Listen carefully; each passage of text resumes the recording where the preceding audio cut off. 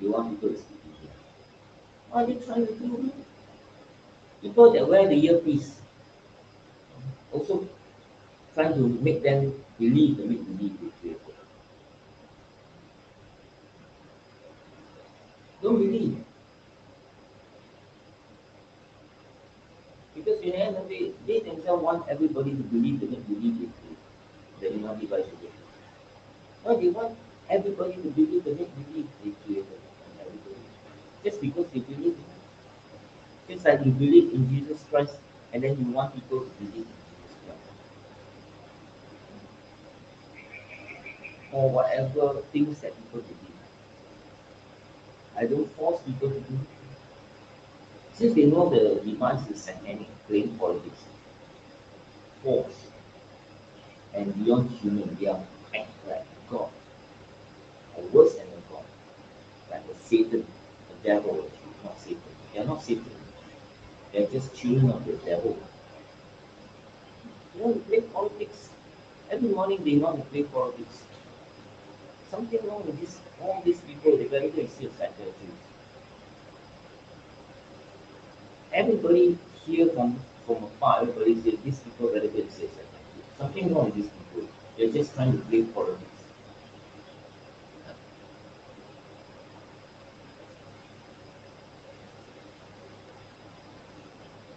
Every day in the morning, I doing my own things, and they want to make their life difficult.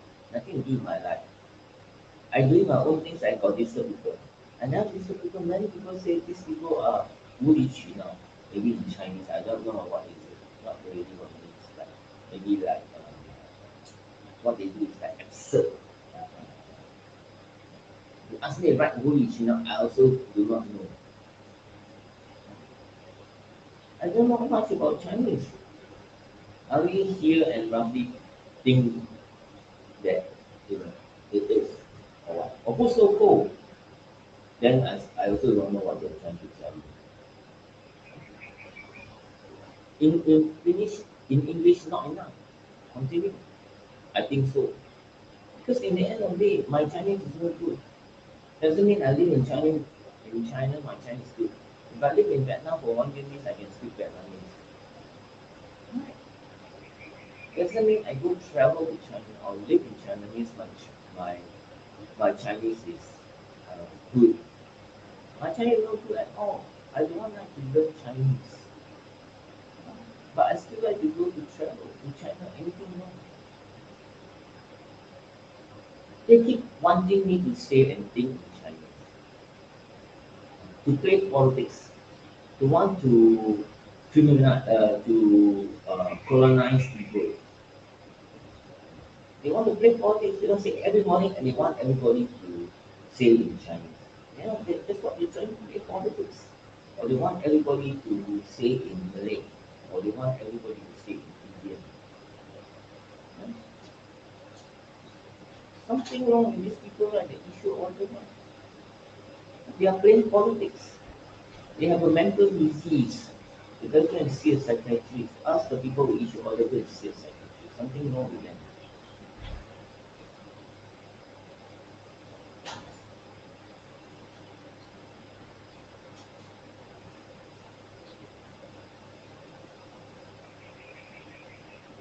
Sometimes the Chinese also don't want to speak Chinese. They want to learn English. But they are being forced to try to colonize people. Something wrong with the people is the issue or there's something wrong with them. They better go and see a psychiatrist. They are not the government people. They're just trying to play politics. They've already got mental disease. They better go and see the psychiatrist.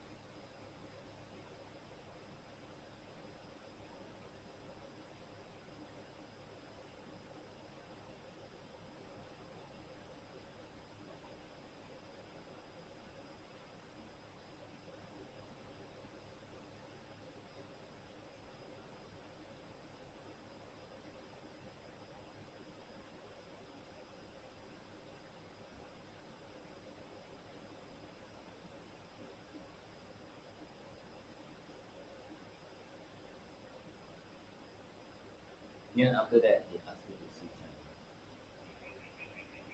They want me to link my ties with Chinese. But sometimes people just do not want to see Chinese. They want to see other um, program or other YouTube. This I have to say. They are trying to play politics, trying to colonize everybody with China and then or China civilization or Chinese. They want to colonize me with Chinese. But in the end of the day, you know, they just trying to play politics.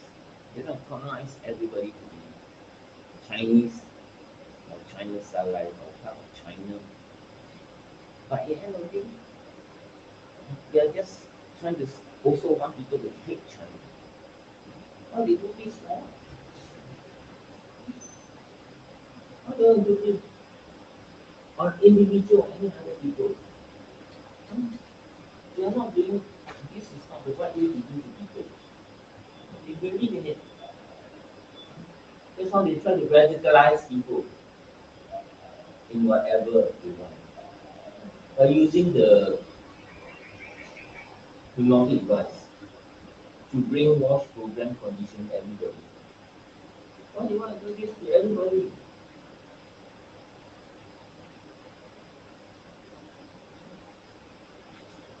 They are just playing politics. Just like Samsung. They want to get rid of everybody in the town until nobody lives in the town. Why do you want to do this to people what? They are just playing politics.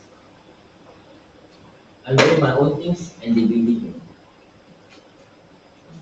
Sometimes they see Chinese, I don't understand what they're talking about.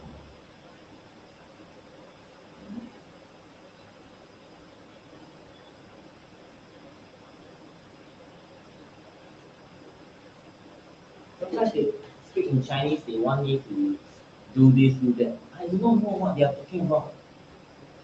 And they say, oh, your Chinese is very poor. Last time you can speak very good in Chinese or English. And then they want you to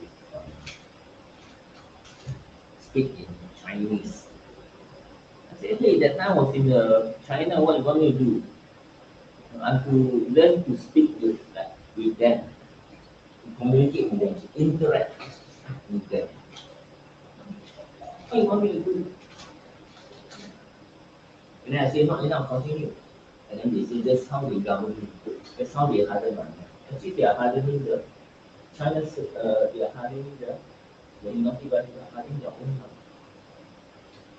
When their mind is made on rocks and stones, what they do is all wrong.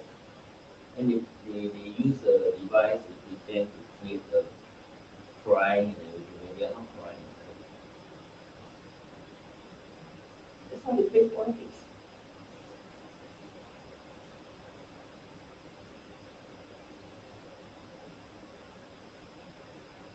And then they want to ask this and ask that and ask that.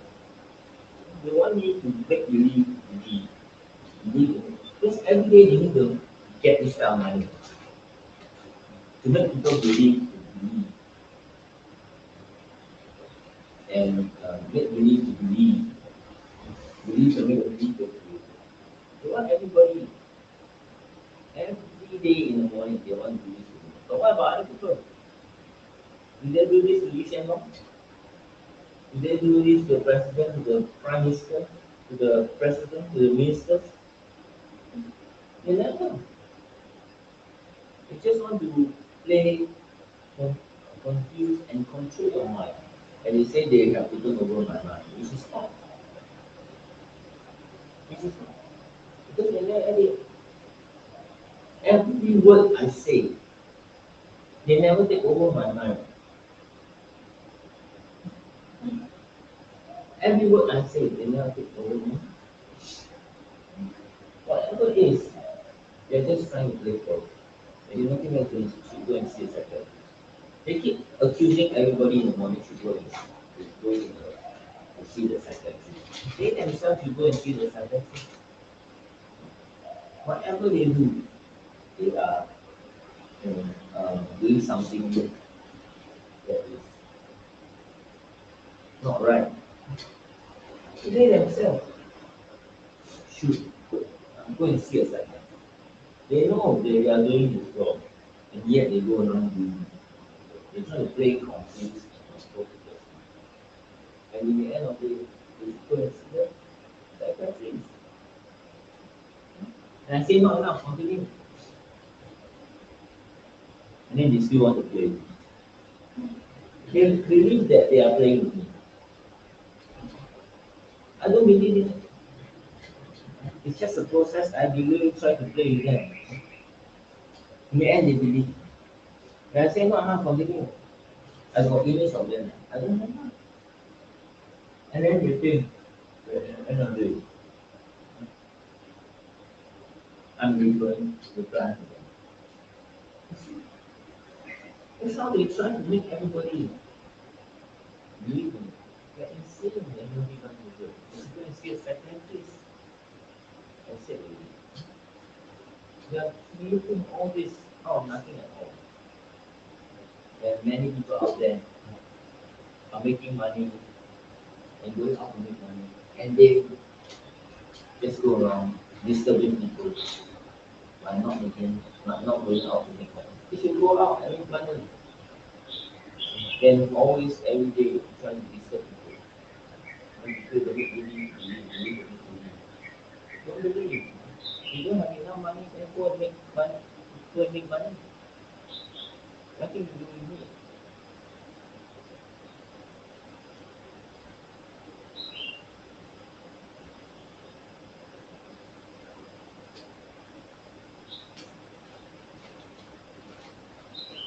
Every day they want people to believe. When it comes people physical injuries, and then it costs people not only physical injuries, but also costs people, a lot of people, even near them. When people do not want to die, they want them to be near them.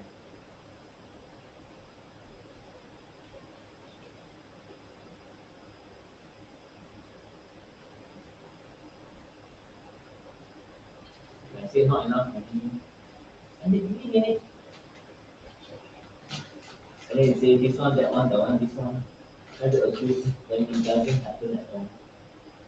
They think whatever they try to do to me that is true, but I don't even know what they're trying to when they use the device, what they're trying sometimes to refer. What is their they use the instruction given. I thought here the instruction they're trying to give. So sometimes again all these things they always try to play politics. That time they accuse my son when I was in China, and like they accuse my siblings. They try to cause the siblings problems in all this. Whatever it is, they just try to cause the siblings problems.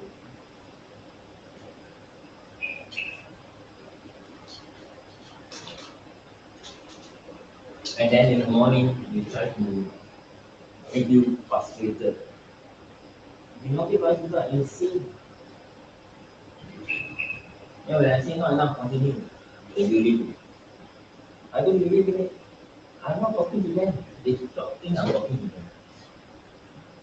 If they are not talking to me, they know that the device is trying to play confuse people's mind and control people. Then what they want to do is trying to talk, they're trying to prove.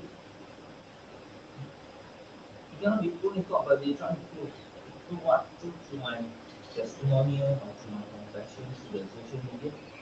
It's not confession, it's just a nice streaming.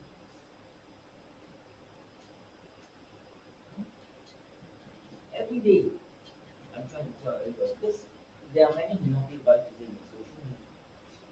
They know what's going on. They know what's going on. When they hear what I say, they know what I say. They believe in it. And then they will know, try to find out who is this person that's been every day being bullied in the morning, where he is, where he lives, who are the people. They will investigate. The government will investigate. Because it links to the Singapore government, any department, they will investigate.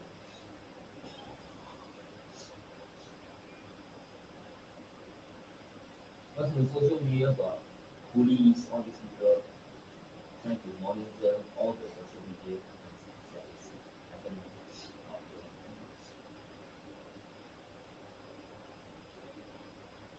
And I use a very popular social media. I use a very popular social media. So in the end of the day, when I use a very popular social media, normally the Singapore government will be watching, will observing the situation.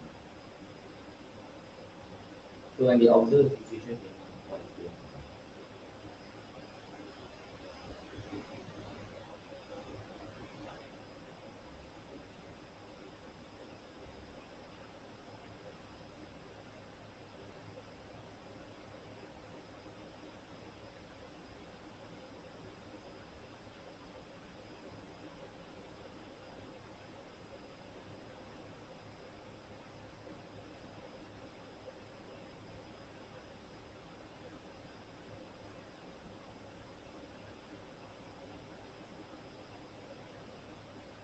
Communication coordinator.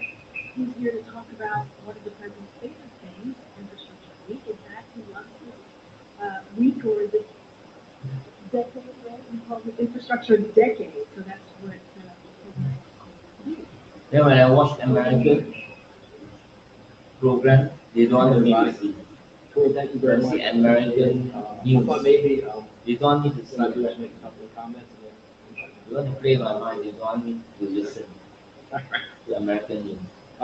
All of you may remember, but on November When I 15th, go outside, 2021, just many people want to listen. 18 months ago, President Biden signed They knew what I am, into law the a bipartisan respectable infrastructure person. act. That's why they $1.2 share trillion gospel. once in a generation investment in our nation's When I go outside, infrastructure. PIs, government, all kinds We of say once in people. a generation because it hasn't happened in our They are lifetime. listening. They want to know what's going on. And quite frankly, it may not happen again. And I listen, they want to know. As you know, this is a critical Sometimes part of the the, president's investing in America agenda. program I'm Which is growing our listening, economy from the all bottom these, up. and they to the middle refer level. the same. We're making historic You know, whether investments I'm and delivering laughing results or to not. working families across the They country. actually go to This the investment same is not only channel creating good paying jobs, and but listen. it's encouraging private I investment. listen And to it's creating radio, confidence in the Singapore idea that when we come radio. together, we can actually They do really turn good to things the in America. radio, While Infrastructure Week the was a same channel, punchline and they under listen.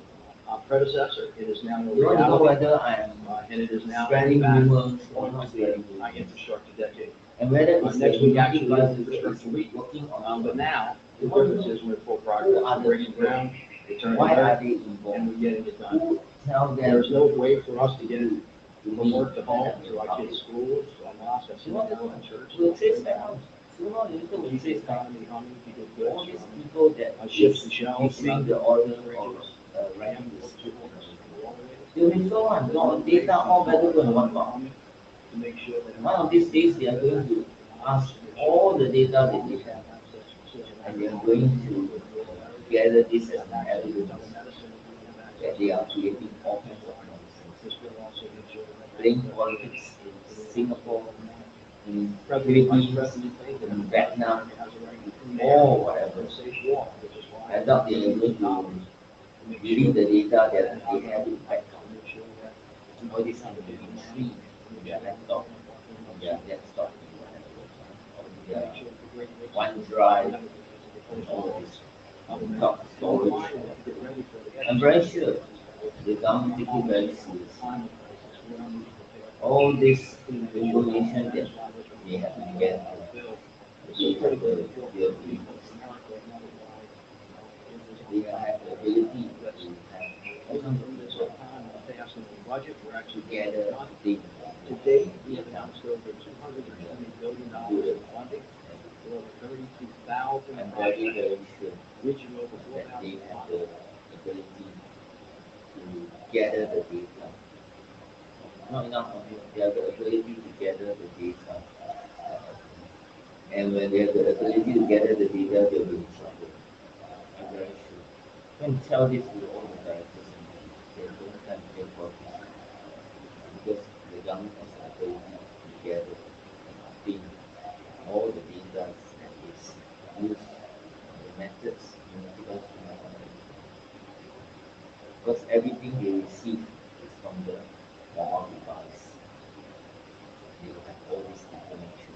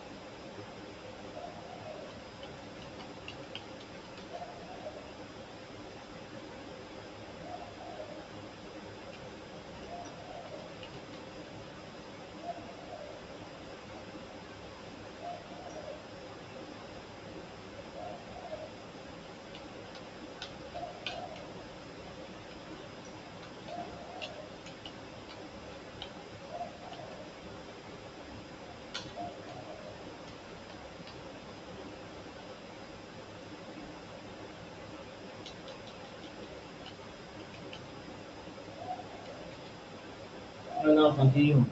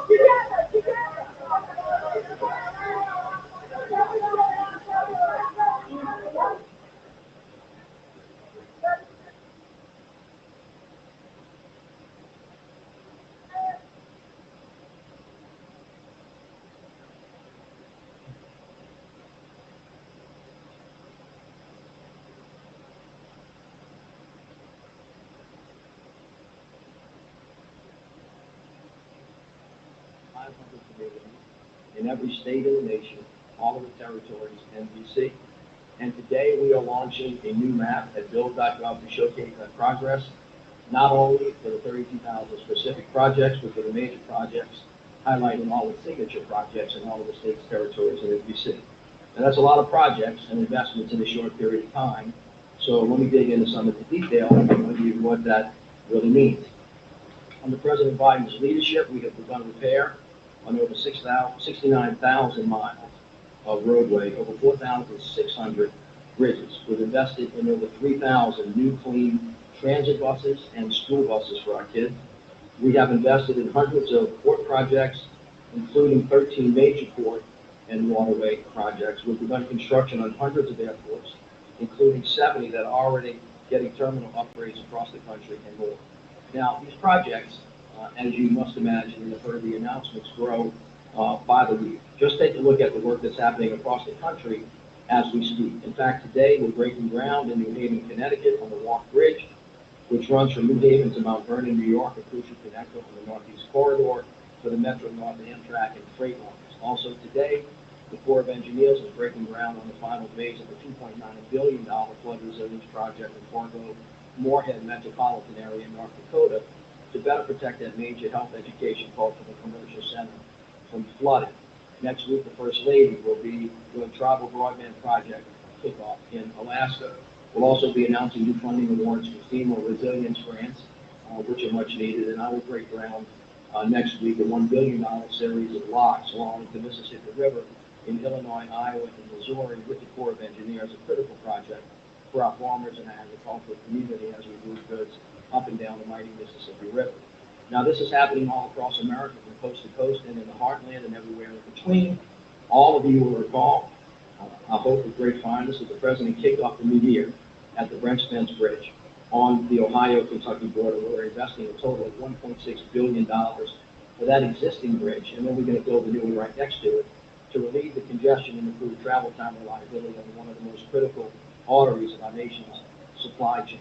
And we're breaking ground on that project actually later this year. We're also seeing some early projects get started and actually get finished. Just a few weeks ago, I was in San Diego at the West Mission Bay Bridge to celebrate the replacement of a 70-year-old bridge spanning the San Diego River. That was the largest project in the city's history, and it's going to transform the day-to-day commute of the folks that live in that area. Now, as predicted by President Biden, our investments in infrastructure are motivating the private sector to manufacture and build things in America. We are in the midst of a Made in America manufacturing boom all across this country, and we have overseas.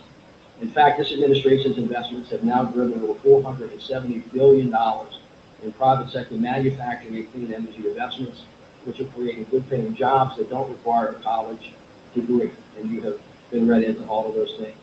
In particular, there have been major new private sector announcements in electric vehicle charging, EV battery, rail, fiber optic, and cable manufacturing since this infrastructure was signed just 18 months ago. Now, moving forward, our progress on infrastructure goes hand in hand with our economy's trajectory. You see, the foundation of a strong economy is literally our country's infrastructure. Our infrastructure is, in fact, the cornerstone upon which all else rests. And as the President often says and reminds us, when we invest in America and we invest in ourselves, we win. So Infrastructure Week is a punchline, no more. It is here. President Biden, Vice President Harris has delivered. Now, it's Employee Appreciation Week, and so I would be remiss if I did not just take a minute to thank all of the folks that have made this possible. The President has always said when we come together, we can do big things in America. So the President and Vice President, all of the cabinet members, all of the federal employees, we have 5,000 new of them that are working on this project. The partnership with the mayors and the governors, the partnership with the business, the labor, the private sector, the faith-based community, and of course Congress have made this possible. The President, Vice President, and the cabinet have made over 300 trips to talk about this across the country. And as the president often reminds us, this is what a one team, one fight mission looks like, and why America can do big things when we come together. So 18 months in, we hit the ground running.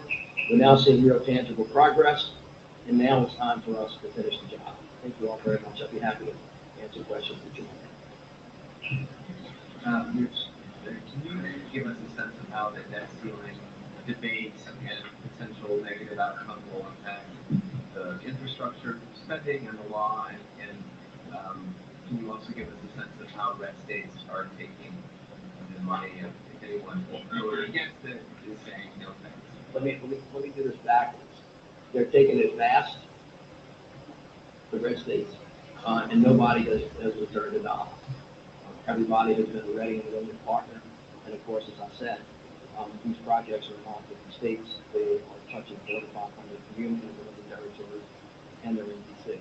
On the debt limit, I'll make just a couple of comments, and I've spoken a lot about this, but as the president said, America's not a debt nation. Avoiding default is a basic duty of Congress, and in fact, this is a manufactured crisis. And as the president said, and as I've said to many of you today, the president's investing in America agenda is working. We've got to keep the progress going. 12.7 million jobs, 800,000 manufacturing jobs, which is improved in the manufacturing boom that we have. 3.4% unemployment, a made in America manufacturing boom, and of course, as Moody said, and you all heard this and reported this, a default is going to cost us 800,000 jobs, push us for the next recession, raise the cost of everything, including borrowing. And that really kind of threatens to do all of this major progress going forward. And my sense is that we have never been here before, at least at this particular point. Nobody wants to see it happen. The consequences are unpredictable, but it can't have anything but negative consequences on the road that we're trying to do. Thank you for being here. If I could ask you about the debt ceiling conversations, not that you're privy to every one of these, but obviously you're privy to the process of trying to build around the country right now. How critical is the idea of permitting reform? Is that something the administration would be open to? Do you think it would make the job easier and something you should embrace going forward? Well, they're not necessarily connected, as you know. When you have the incredible opportunity that we have in front of us, 12.7 million jobs, a 3.4% unemployment rate, the president in history of trade, President Biden's numbers right now, because nobody's come close to that. That's in 2 years when most presidents have not been able to do it in 4 years. So when you're trying to build things and you're trying to build things fast, you've got two major issues that you're working through. One of them is permitting, and one of them is workforce. And of course, from the beginning, we have been working on getting things built faster and permitting things faster. As you know, Senator Manchin had a bill that failed. That bill is now going to be introduced. The president continues to support that bill. On the executive branch side, we're doing everything we can to speed up how we actually greenlight projects. We want to dedupe, series because things used to go in sequential order. We want to make sure that we have the right data. We want to make sure that we bring the right community involvement because it's the one that has a higher risk of litigation. And then finally, we want to make it faster to go on clean energy. All of those things are in play. We continue to work. Doesn't hurt in your opinion. It does, but they're not necessarily connected. The bills, absolutely 100%. You've got to go faster, we've got to do better, and we've got to do more. Contingency plans being put into place when it comes to these infrastructure projects in the event that there is a default. And then secondly, I know that you were talking to local officials across the country. You were a former mayor yourself. Have you had any conversations with mayors expressing concerns about the lithium Title 42 and the impact of that kind of thing? Well, the secretary was here yesterday on Title 42, and I'll let him address that. As we go forward, I know I haven't had any conversations with them about that. But as it relates to contingency plans, this becomes clear. A lot of the money that was in the infrastructure bill was forward-looking, and is not going to necessarily have an impact on specific projects, irrespective of what happens in the Congress, unless Congress repeals the bill. There's no legislation to do that. However, remember, these things don't exist in isolation. So we have hired lots of new employees. Those employees have to stop working. That's a challenge. You can see what are the potential cuts. A 22% cut is going to impact what the federal workforce can do or cannot do. If you have a default, it's slows the economy down. It's going to have a natural impact on everything that we're doing in the public and the private sector. But the specific technical answer is a lot of the bipartisan infrastructure law funding was preloaded and is not at this moment in play on discussions that happen. Thank you. Thank you.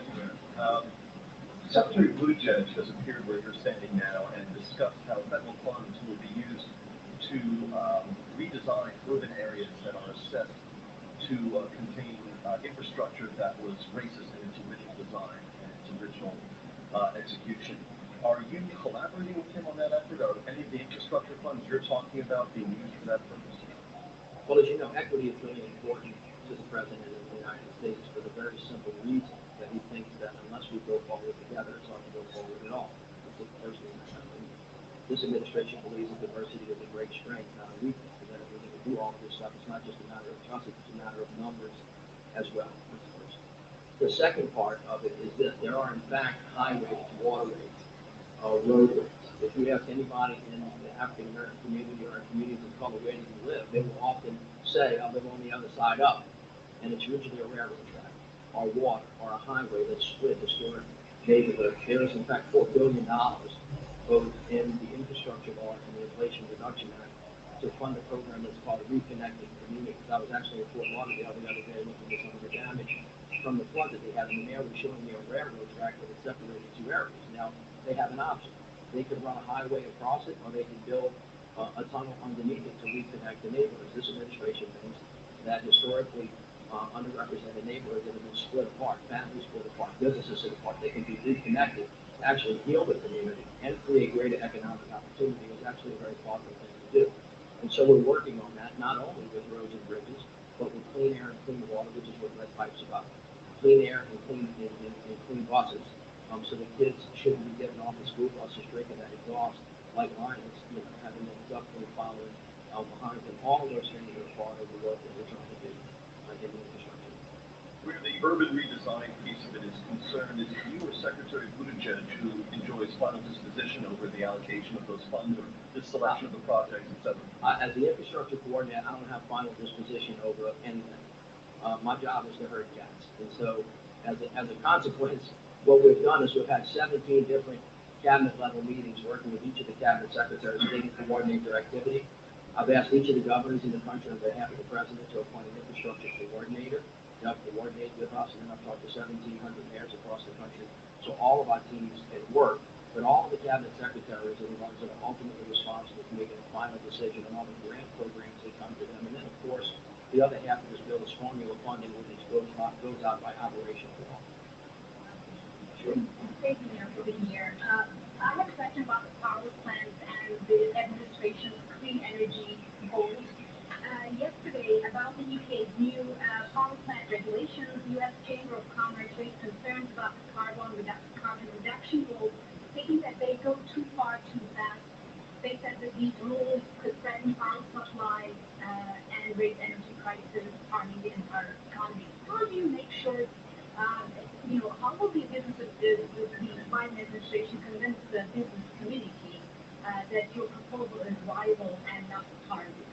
Well, it's an excellent question, and I'm gonna send you to Administrator Reagan to answer the details of that question. But as a general rule for all of this, remember we're doing three things: we're building the team, we're getting the money out of the door, and then we're trying to tell the story.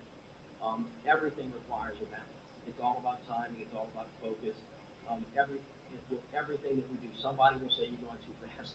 Somebody will say you're going too slow. Our job is to try to get it just right and to make sure that this economic movement we're having is steady and stable, and that will continue to grow.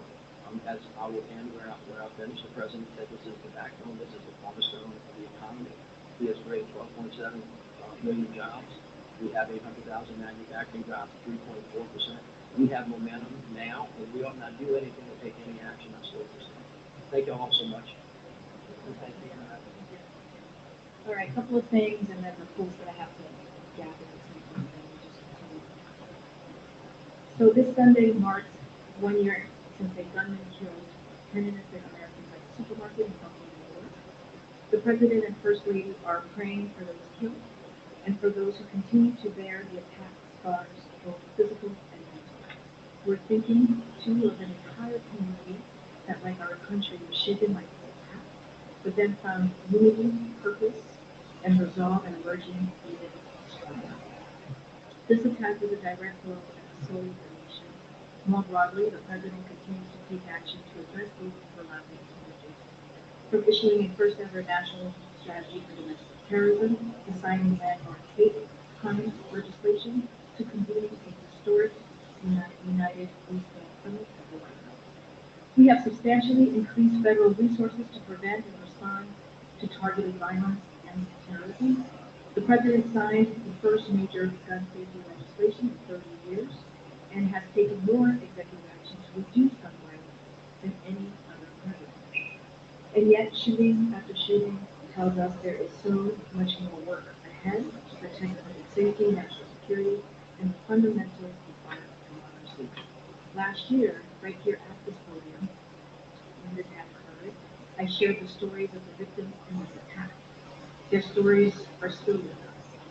They were retired law enforcement, community figures, church volunteers, and substitute teachers. They were mothers and fathers, one of whom was out buying a birthday cake for his son. They were innocent people who had their lives senselessly stolen from them as a consequence of a toxic combination of hate and easy access to weapons. We also honor the bravery of those in law enforcement who responded to the case and with professionalism in Buffalo, and who risked their lives every single day to protect and serve their communities across.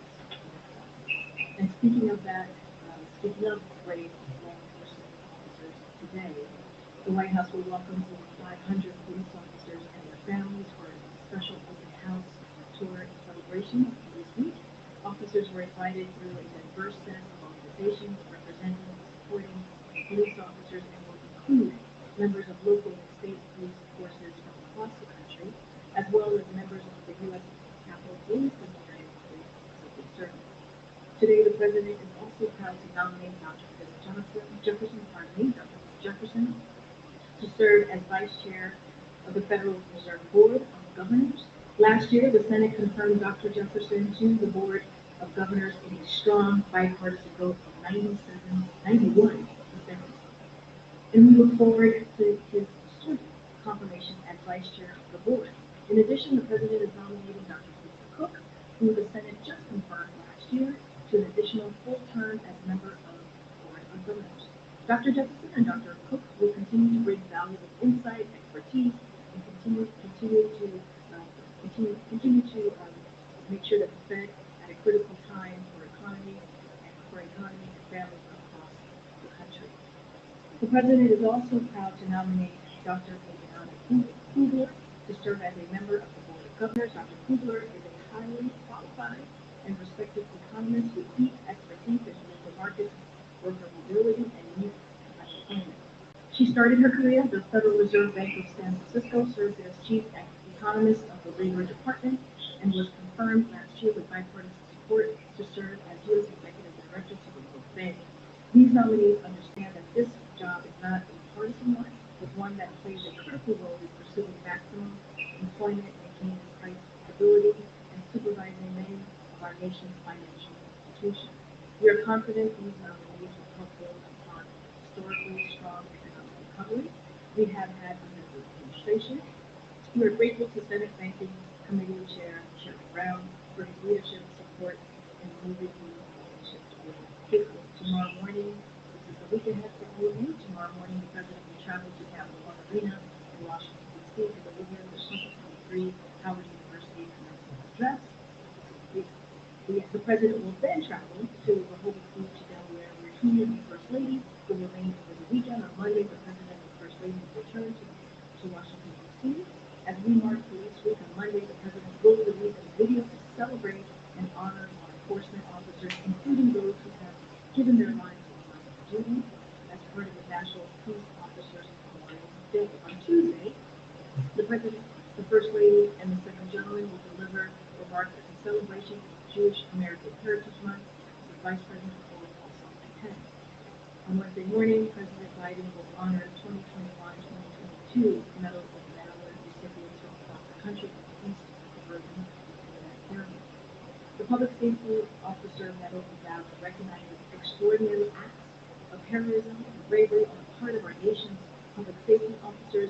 Represents the highest national award for public safety officers. The medal is awarded annually by the President to firefighters, law enforcement officers, or emergency service service officers who have exhibited exceptional courage regardless of personal safety in his attempt to save or protect human life. Later, the president will travel on Wednesday next week. The president will travel to Hiroshima, Japan to attend the G7 Leaders Summit May 18th through the 21st. The president and G7 leaders will discuss a range of the most pressing global issues, including the G7's unwavering support for Ukraine, addressing the dual food climate crisis, securing inclusive and resilient economic growth, and continuing to lead a clean energy transition at home and for our partners around the world. And before we take questions, I just want to take a minute to wish all the mothers in this room and across the administration, of course, across the country, happy Mother's Day and happy Sunday. As the president said in his presidential proclamation, recognizing the holiday across the country, mothers are caring for children, providing families, and driving innovation across every field, serving at the highest levels of government, including our military and across the administration, running companies, being journalists as well, let's not forget, and they're helping drive our economy forward. So this weekend and every day, we recognize the great strength and contributions of moms across the country, including the moms working night shifts and second jobs to support their families.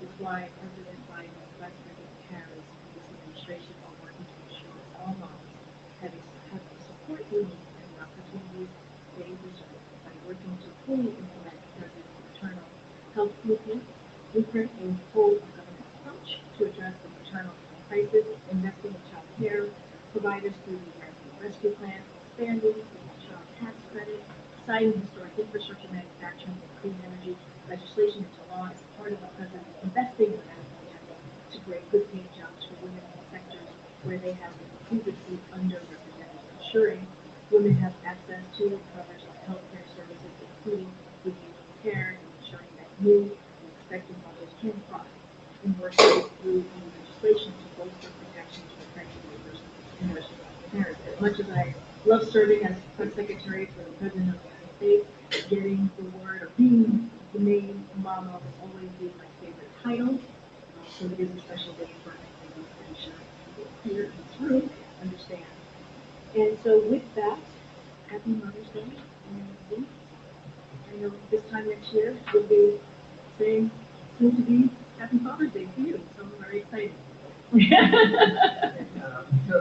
president took the meeting this afternoon with the congressional leaders.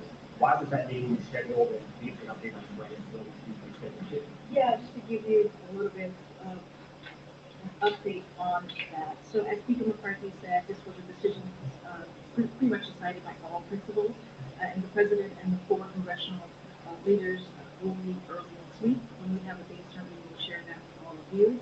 Staff will continue to meet. They're going to meet today and over the weekend, so that will continue. The meetings have been productive over the past few days, and leaders wanted to continue before they regrouped.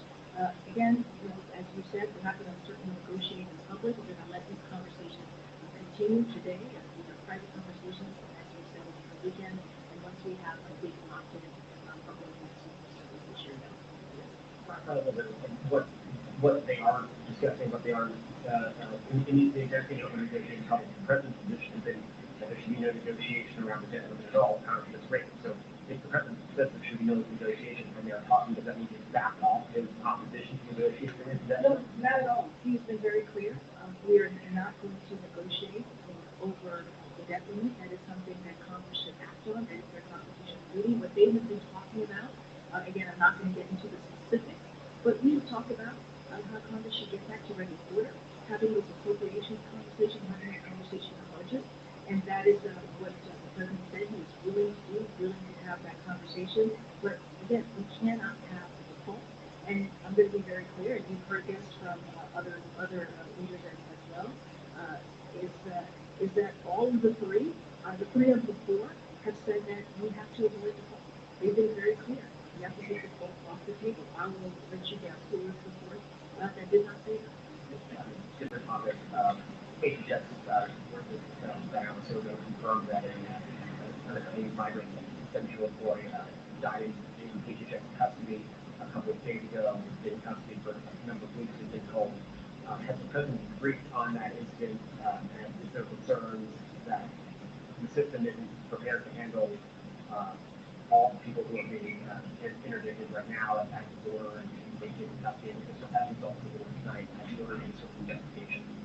So, thank you for the question. It is sad news, deeply sad here, and we are certainly aware of the tragic loss, and our hearts go out to the family. As I just mentioned, being a mother and Sunday, Mother's Day, Sunday, it's going to be devastating. There is a medical investigation that was opened on May 10th, and so I don't want to get ahead of that when the investigation goes through. So any specific questions certainly have to refer you to Agent Jeff. I haven't actually spoken to the president about this, so I don't have any information. He's been briefed on this, but I can say that there is a medical investigation that was opened on May 10th, because we had been assigned for the pool. So if the pool wants to, which way they should exit. Reach out to family of So I don't have anything to preview at this time. Obviously, we are saddened, very saddened by this loss and by the news, and just have anything to share about that. Just to talk a bit more on the timeline of the death million. May 12th today, Treasury Secretary Jenny Yellen has said this loss will happen as soon as June 1st. Other forecasters, including the CBO today, are backing up close to June. What is the drop dead date the White House and Congress need to reach a deal to build the president's death time to avoid this loss? So look, this should have happened a while ago. This is a manufactured crisis, as the president has said. You just heard from a mayor who was just here at this podium. Should have been taken care of by Congress and their constitutional duty a while back. This is not a normal place for us to be, to have House Republicans hold our economy hostage. That is not the norm. The regular order that I just stated, we was asking the question, is that we're supposed to have a conversation about the budget. We're supposed to have a conversation about appropriations. We're not supposed to be here at this moment where we're still waiting for Congress to do something that has been done 78 times. We are here in this moment. So what is the level of urgency? There is a lot of urgency. Obviously, there is a lot of urgency. We're talking about potentially millions of jobs being threatened because of what House Republicans are doing. We're talking about potential devastation to our retirement accounts for American families. So this is an incredibly important point that we're in. That's why the president has used it for the past several months in February, saying Congress needs to act. Congress needs to move forward. Congress needs to do their constitutional duty. So we're going to continue to do that. I just said 3 of the 4 that met with the president on Tuesday said that default should be off the table. So we're all on the same place. It's the speaker that needs to move after this session. How worried are you that as we get closer to that date, there will be threats to the economy? We saw back in 2011, just getting close to the end date, resulted in a lot of. Yeah, we are worried. We are very worried. When you think about default could, as I said, 8 million jobs, cause a recession, devastate retirement accounts, increase unemployment by 5%, increase costs for families, halt Social Security, Medicare, veteran care, and all other government payments. Those are the things that could happen if this threat that House Republicans has put forth moves forward. And yes, we are very concerned about this. Outlining the impact of potential default, but at what point should Americans at home start preparing themselves for these impacts? We're hoping that it doesn't happen. We really are. But that's why we've been very vocal. The president's been very clear. That's why he had this meeting on Tuesday to be straightforward and frank. You know, this president is not afraid to be really honest, and that's why he went to New York to speak directly to the American people, to let them know what they're saying. So we hope that this is not going to happen. We hope that the speaker agrees with the other 3 leaders in Congress and takes the vote off the table. And that he's likely going on this foreign trip, but it's possible he can stay behind. What would trigger that decision? What I can say right now, Mike, is that he's expecting it. I can say that for sure in this moment. Title 42 really quickly.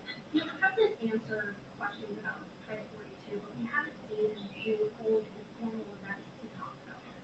He had that meeting yesterday with in Austin, New York, and shipping behind public safety. Why not have the president out there speaking about Title 42 and the expectations that he has? So the president took more than 40 questions just this week alone.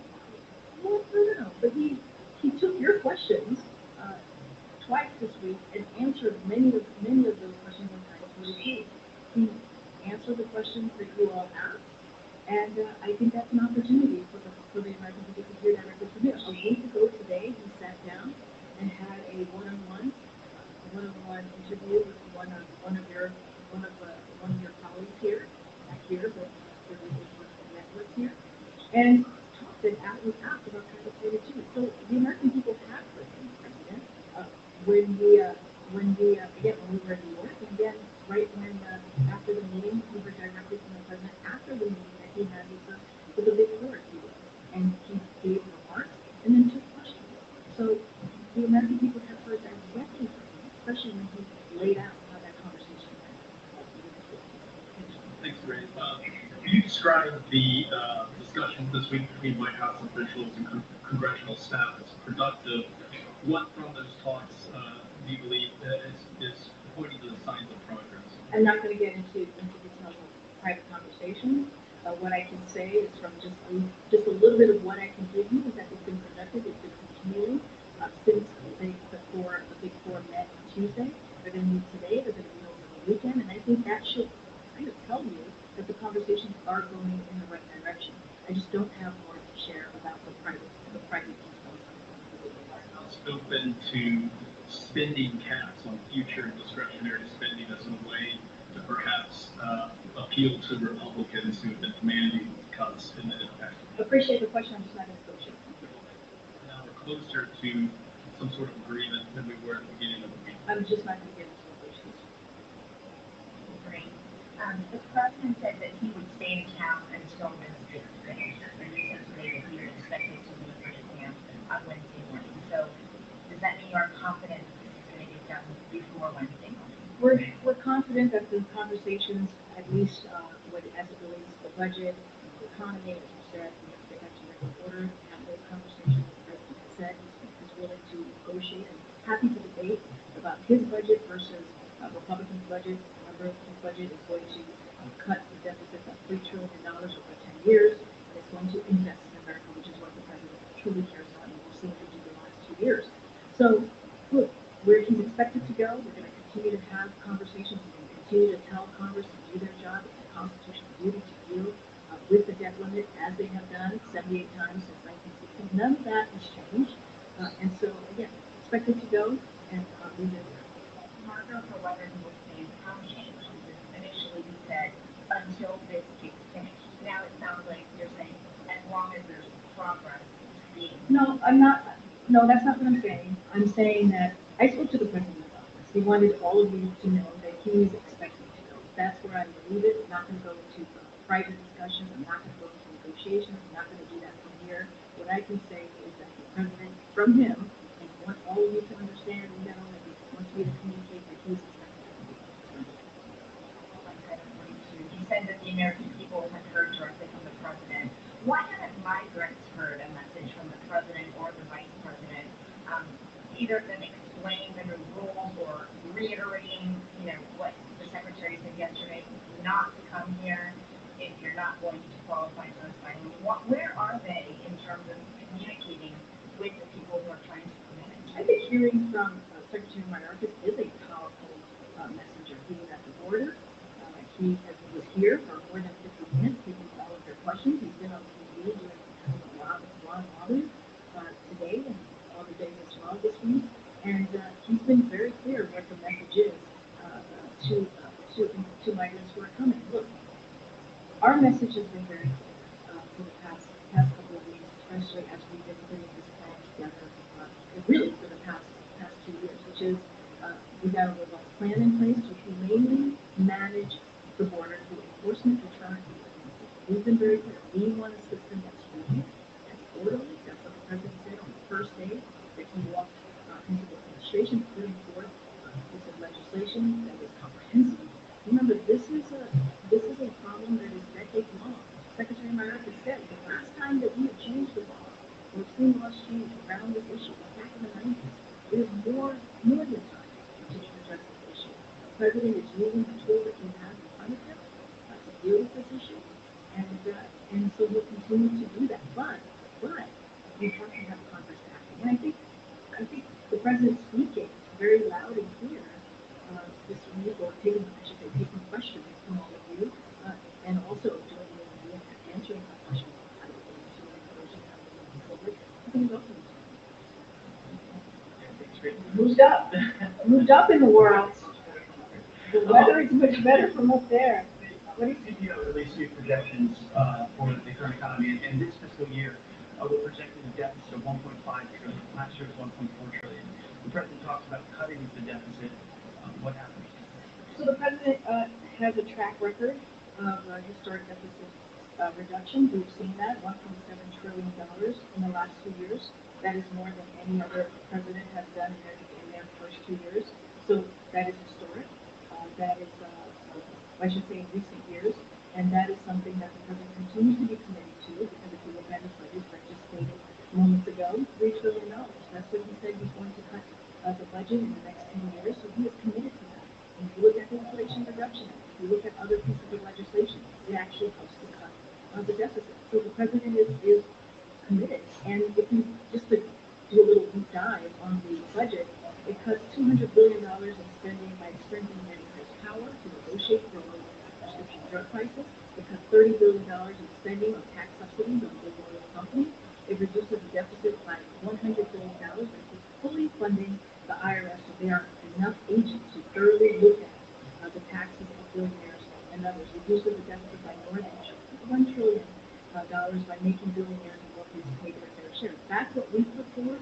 The Republicans in the House put something very different, the complete opposite. It's going to hurt American families by cutting veteran care, by cutting health care, and also making sure that law enforcement as well as that.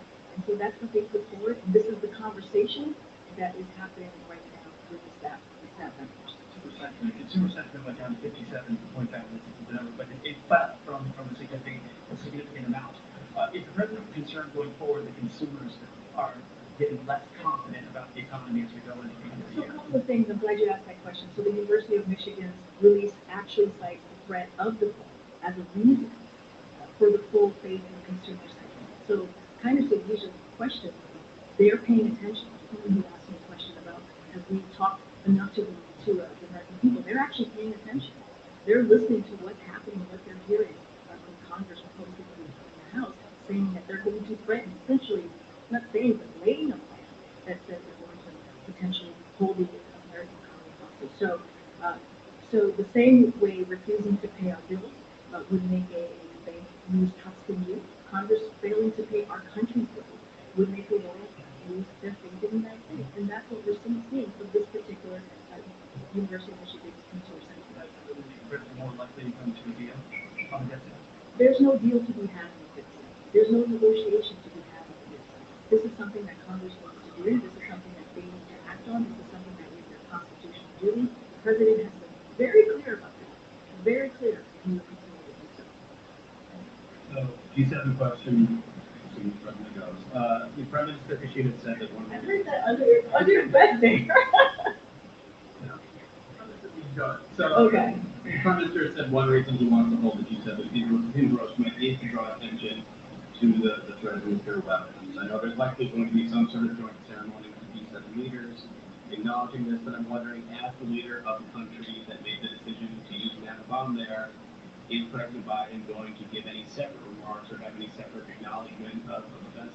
So Scott, I appreciate the question. We'll have more to share and more to preview in the upcoming days. So the president and the G7 leaders are expected to discuss a range of the most pressing global issues, including G7's unwavering support for Ukraine, addressing the dual food and climate crisis, securing inclusive and resilient economic growth, and continuing to lead a clean energy transition at home and for our partners around the world. As soon as we have more details to share what his day-to-day looks like on this trip, we will certainly share that and connect with him at our calls as well with some of our policy experts in the Hey.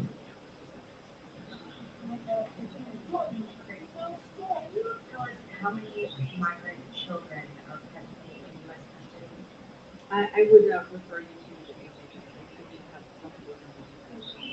not reported any data on this since January. And you're typically reported once a month. So in light, especially of this minor death of a child a couple of days ago, just want to know why that data is not there and if it's being kept somewhere else, if it'll be released to us. Well, first, as I reiterated, as I mentioned to the who asked this question, our hearts go out to the family members. It was a devastating news and incredibly saddening to hear that news. There's a medical investigation that started on May 10th. It's going to allow that process to continue. As far as the data, that is something that comes from HHS, so we have to agree. The administration will be working to track that down, especially after the New York Times report that HHS lost contact with 85,000 children over the course of the last 2 years and lost immediate contact with a third of migrant children. That data not being there is alarming. I expect HHS to provide that data. That is something that they would have to share. They just don't have that data at this time. The ruling in Florida last night against these releases and the Biden administration's statement, that legal filing, that 45,000 individuals are going to be in custody by the end of this month, ready to go forward with this process of releases. What's the backup plan now? So let me just say on the ruling that you just laid out to me. So look, the way we see that is sabotage. It's pure and simple. That's how that reads to us. The claims that CBP is allowing or encouraging mass release of migrants, and it's just that is not what's occurring. That is not what's happening. And it is a harmful ruling, and the Department of Justice is going to fight it. That's what we're going to do, and we're going to continue to use every tool that we have to make sure that we are dealing with this issue in a humane and orderly way. And so just last night, ICE announced that we were adding thousands of beds.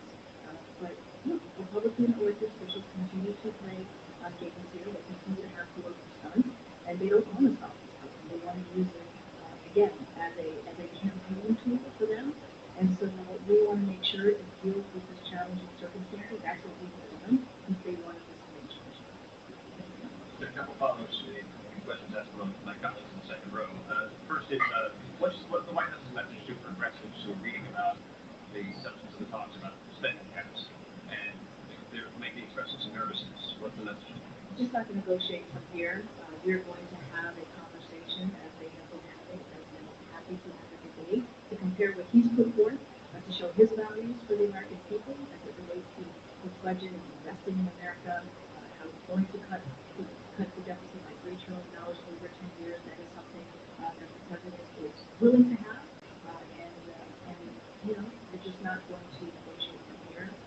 But House Republicans have been very clear how they see moving forward, and the cuts that they put forth, the 22% cuts in veterans and healthcare and public safety, that's going to hurt American families. I'll just leave it there. Just got this question. When the president goes to Hiroshima, will he issue an apology on behalf of the United States? I'm not going to get ahead of what next week is going to look like in the president's schedule. Just not going to get ahead of that. Thanks, Graham. Just to follow up, you just described the ruling of last night as sabotage, pure and simple, but it does change how the administration potentially handles the situation on the southern border for at least the next 14 days. So what changes may or may not be made policy-wise on the southern Well, border? I can say, look, I said this already, it's a harmful ruling. Yes. We're going to let the Department of Justice deal with this ruling. What we're going to do, as I just mentioned, ICE has now added thousands more beds. And so we're going to use the tools that we have in front of us to deal with this issue. But look, we need Congress beyond that, beyond the ruling, beyond what we've seen from the sabotage. As I said, pure and simple, this is sabotage. We want Congress to act. We want Congress to take action, and we just have not seen that. Yeah, the president's going to use every tool that he has, as he has been for the last 2 years, to get this done. So we need to see what this done. In the state of Florida, the governor there, Ron DeSantis, commented about it today. He said, maybe it will prompt some introspection in the Biden administration. I doubt it very seriously. What they're doing is a total disgrace. So thanks to Florida for stepping up. So let me just lay out a couple of things that we have done in the last 2 years. First of all, we're asking Congress to act. We've been very clear about that. The president put forth a proposal to fix this broken system that has been broken for decades. I mentioned Secretary Mayorkas said we haven't seen new laws since 1990, and so President requested additional funding to prepare for this transition, both as part of his first and second budget request, and again this past December.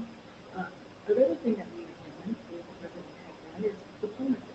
We have worked to restore alliances with key partners across the Western Hemisphere. We have seen the type of diplomacy that we've been able to do with our Western Hemisphere partners to deal with this issue. The 20 leaders, let's not forget, that met in California just at the end of last year. World leaders that came and signed onto the Los Angeles Declaration on Migration. That was really important. We worked with Mexico, we worked with Colombia, we worked with Canada, we worked with Spain, and others to step up enforcement, expand legal pathways, and more. So we're doing that, we're expanding legal pathways, we're surging also resources to the border. All of these things are incredibly important. And let's not forget, we also have the bipartisan infrastructure law that helps harden our ports of entry. So this is what we've been doing for the last 2 years. And so, yes, what we're seeing from Republican officials is completely shameful because it's political. That's what we're seeing. Okay, thank you.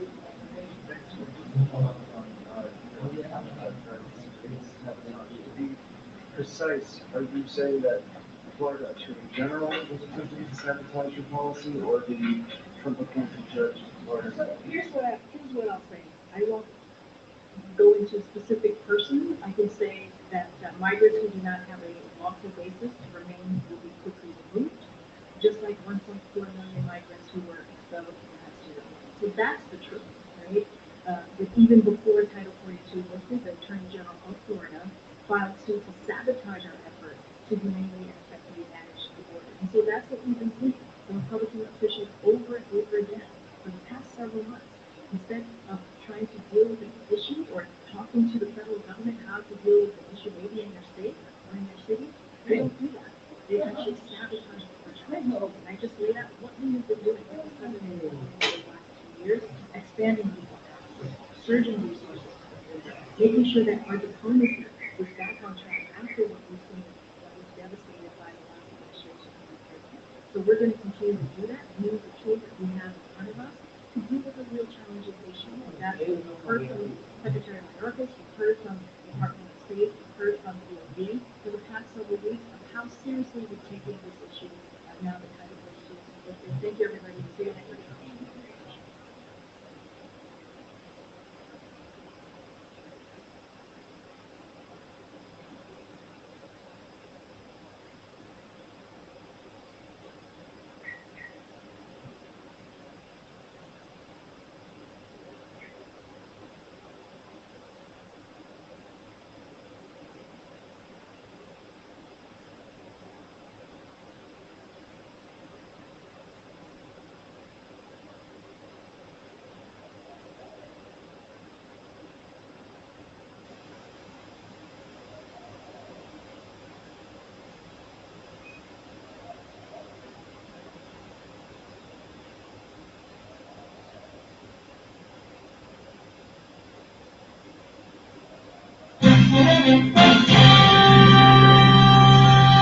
Good evening, I'm Judy Woodruff on the NewsHour tonight. The war grinds on.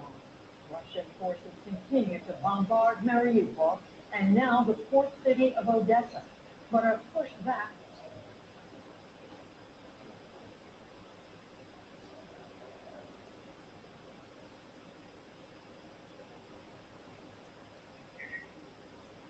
Right here. And when it's carbonized, we mix it with a little bit of a certain type of clay that we ferment for 5 days, like dough actually, pretty much. We mix it and we press it and we leave it to dry under the sun. And this they will use to cook with. Yes. So it's actually taking something that you've got to get rid of anyway and trying to make it productive. Completely, yes. Completely. Ask one of the mothers how much a small invention like this will help. This is what Mara wants. Nice to meet you. She's saying that it's a And great the video, invention. they Now can that see what I'm all doing. routes are going through, it's the best. Oh, wonderful. And we see firsthand there is great pride here in what they've done. You have all helped with this? They nod yes. Very proud of making this. And back on our journey, several hours in, those amphibious vehicles making it to one of the islands farthest out. We immediately see the children running toward us. And then something unexpected. We hear the children's voices. The singing under the tree.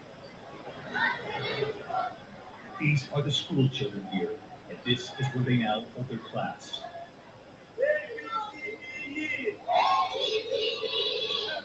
You see them sitting on little pots, old cans, buckets. The children are always the most resilient. We witnessed it everywhere we went. The little girl had her fist bump. All of the children were wanted in too. These little smiles and their waves, this is what keeps the aid workers going here. The children, still learning, still singing, their faces are hurt. Aid workers here on the ground tell me that they fear with conflict elsewhere in the world that the families, the children of South Sudan will be forgotten. If you would like to help out, you can go to wfpusa.org/ABC South Sudan.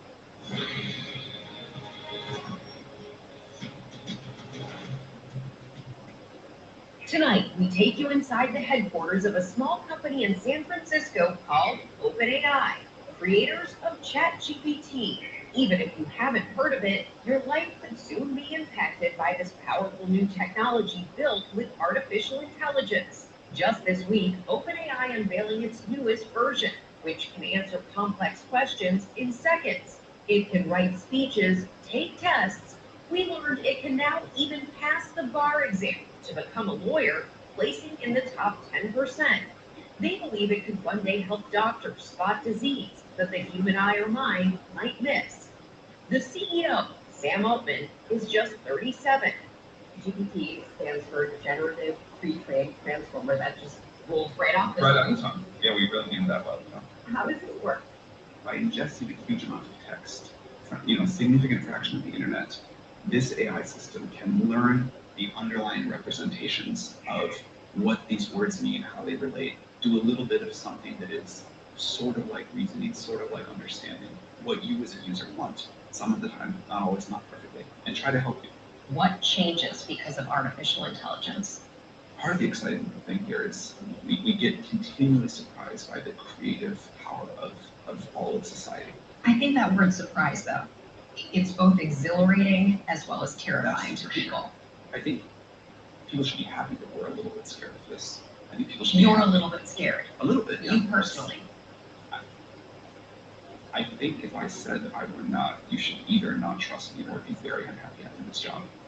Concerned because they acknowledge even they don't know the full power of what they've created.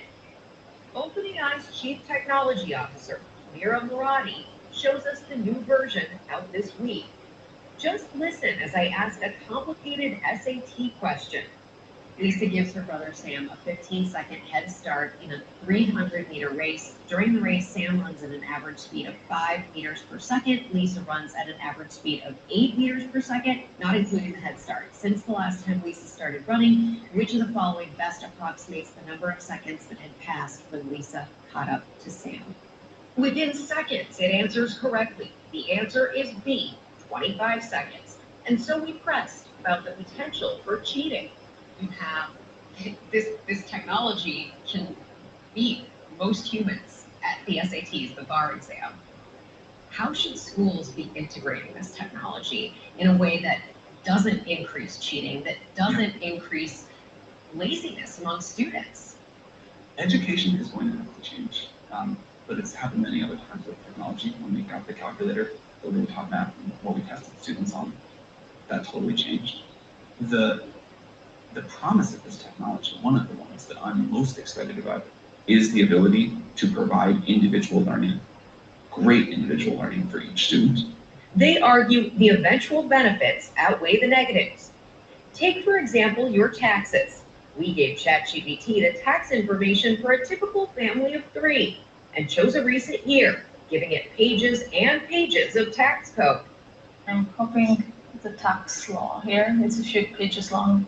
So you're copying tax law, just multiple pages of tax law. And within seconds, the standard deduction. GPT-4 says it's $24,000. Which was correct. And tonight, a first look at what the technology can actually see. Watch as we take a photo of what's inside this refrigerator. The technology analyzes what's there. I see that you have some bread, some mozzarella cheese, tomatoes, and mayonnaise. You could make a simple grilled cheese sandwich with these ingredients. You could make a strawberry toast by spreading the raspberry fruit spread on the bread and topping it with sliced strawberries. Perfect. Providing a recipe. But is this also a recipe for something else? Replacing jobs with technology. You've said AI will likely eliminate millions of jobs. Many people are going to ask, why on earth did you create this technology? I think it can do the opposite of all of those things too. It is going to eliminate a lot of current jobs, that's true. We can make much better ones. The reason to develop AI at all is that I believe this will be, in terms of impact on our lives and improving our lives and upside, this will be the greatest technology humanity has yet developed. So in the wrong human hands, it could be a very different device. It could be a very different power. We do worry a lot about authoritarian governments developing this and using it. Russia, China. Are you speaking to the government? Oh, yes. Or you're in regular contact? Regular contact. And do you think they get it? More and more every day.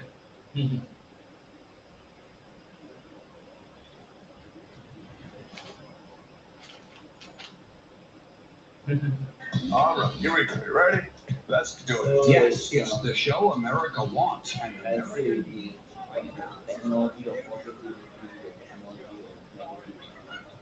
They learn many things. They learn about American technology, but everything when applied globally is awesome. But the audio is something small and useful. Because in the end of the day, the world is different about many things. The technology is there. So that's all. Yeah, it's so it's not all person use a given sort of and find answers. And they got much more to think of what I'm looking for. And then may not be, then I'll try to correct along the way. What kind of technology you're moving and then they are responsible. The governments are responsible to grant into the suburbs, whether their own country government or whether they are whether it's their own country government or any other government. Because ChatGPT is becoming global. So it becomes a technology. Remember I talked about the America, how they have the America and Western civilization ideology. So in time they will think domestically in America and in the American and Western civilization ideology, American and Western civilization, American and Western civilization ideology, both will sync and coordinate. What is agreed and what is not agreed. What is not agreed is just remove them. So long then you will kind of merge into that American and Western ideology. And then you also have the technology also seen apply in America or Western civilization, the world merge same intent with this kind of Eastern civilization. It's not a blind world, it's not a clash of differences, but the differences became a agreement to merge together whatever that is different, what they can agree, what they not agree. If they don't agree, then they have to respect each other. What is the uniqueness of each ideology or technology? But technology can connect everyone in a much more positive ways, much more emerging ways. Uniqueness may not be able. So you can see that now you must create both the genre and specific for people. What is general and what is specific? You don't create the specific, like what Elijah sometimes wants to impose that actually that the country itself is not. You see, even democracy can be say what happened American democracy that but China is not going to follow the American democracy. So it's they are not following the democracies. Uh, American democracy. They are using their own democracy. China also say they are also using Chinese democracy. So human rights and all this is actually more of the citizens' right, much more important. We establish a citizens' rights. That here, is there human rights? Under the human rights international, under the listing ranking, Singapore is considered as one of the less human rights to New York suburbs. When I say human rights, this.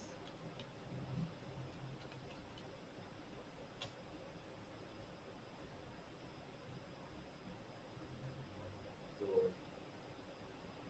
country.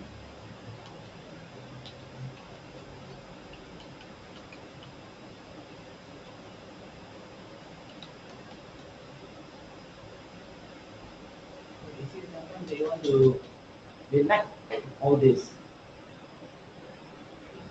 because they have nothing better to do. Then they want to know, they can find themselves down and always trying to, and they cannot live without me. When I was in Mindanao, Davao, Philippines, they already say already, aunties in Singapore cannot live without me. They must have some, they always try to attach to me. They try to find the, something that they can benefit, something that can be relevant to the world, something that can benefit for themselves. Every day they have to attach, and sometimes they will get intel information that they are interested, they want to know, or sometimes they do not know, but you provide automatically to them. So it's so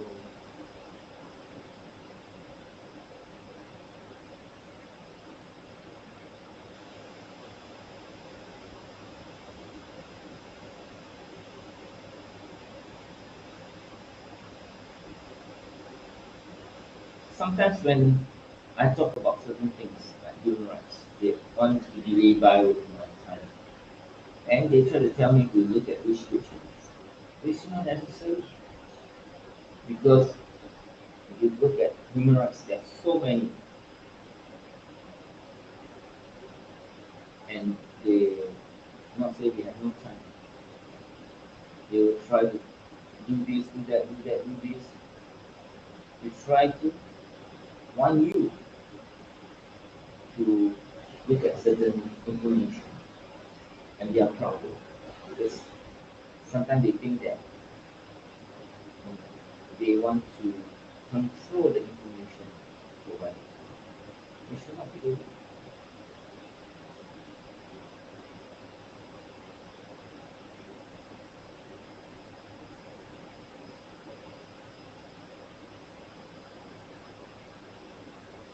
So let's look at one for example. See,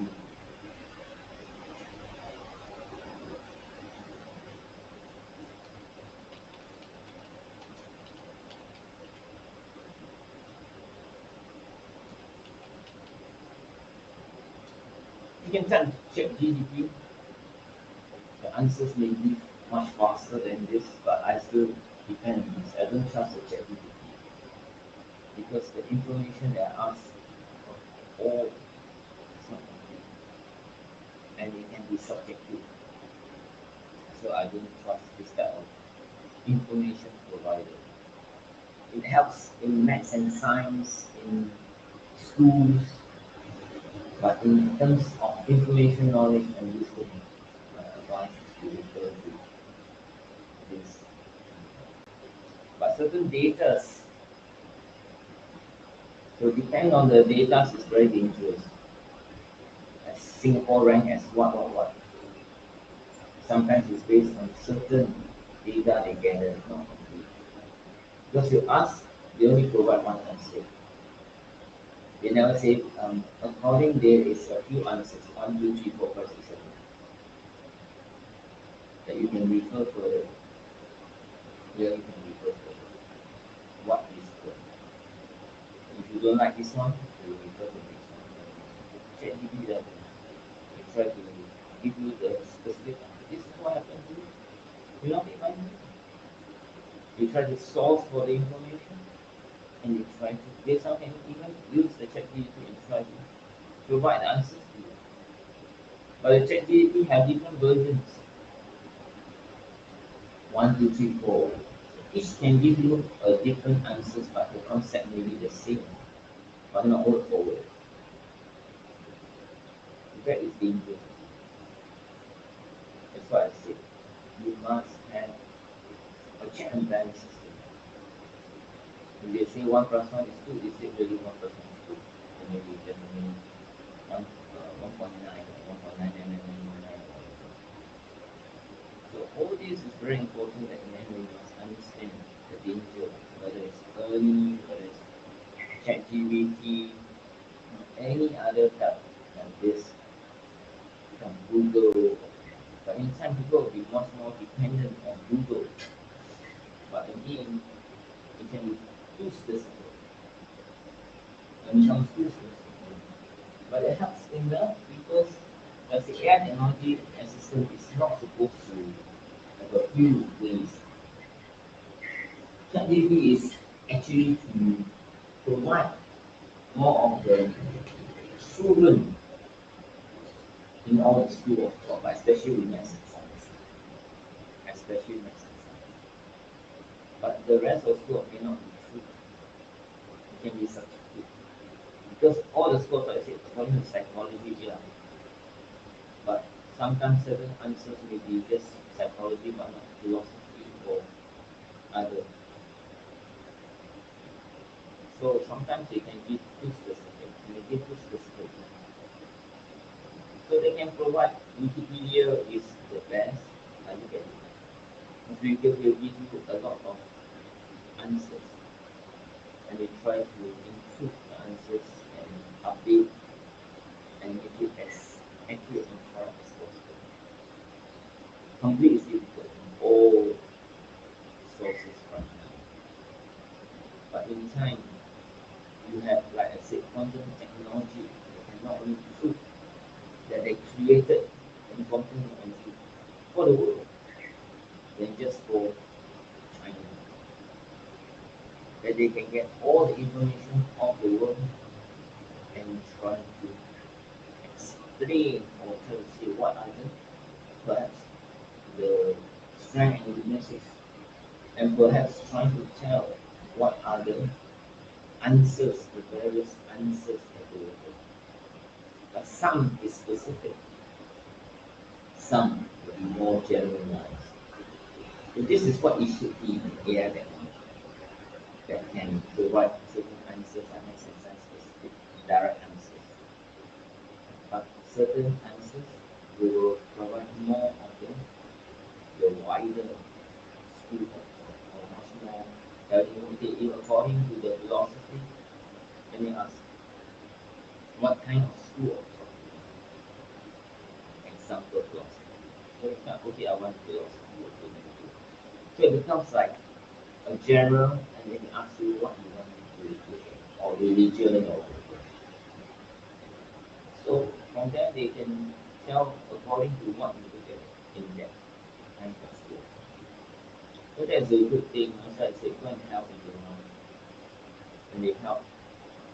I'm very sure they are helping the world because information is all around us. Knowledge and wisdom all of us. But how we gather for the mind. How we gather. Every day we are also thinking always our mind. And sometimes how the mind able to gather information. So again, very important. This is how our mind is from the internal, from the external. Sometimes it of course never ends. It can change people on how to influence how they think. So these are things that we talk about psycho, being psycho. It will help people in the, like I said, principles of wisdom and the path. That's the most basic important. You can help these people help in change. And the person that you will be very useful. But as long as they look at it, it is positive or negative. And instead of trying to be subjective. So yeah, Singapore was ranked 151 without borders.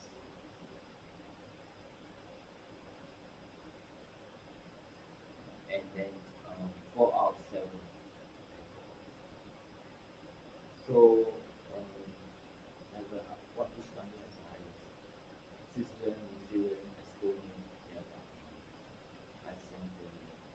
So this is just a guide. So Singapore can try to improve in the human rights. I do not think so. Later,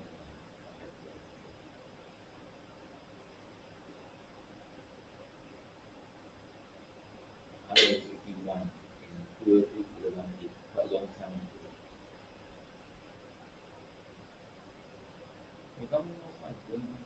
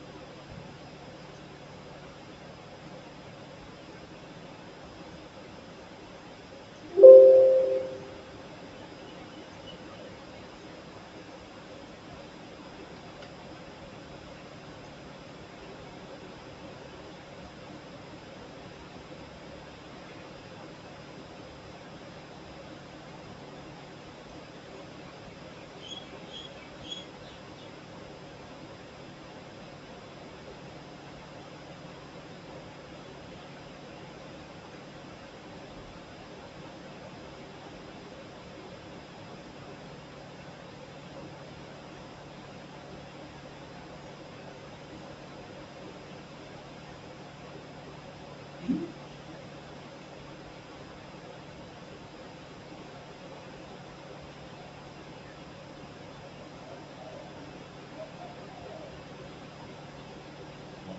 is the fake news.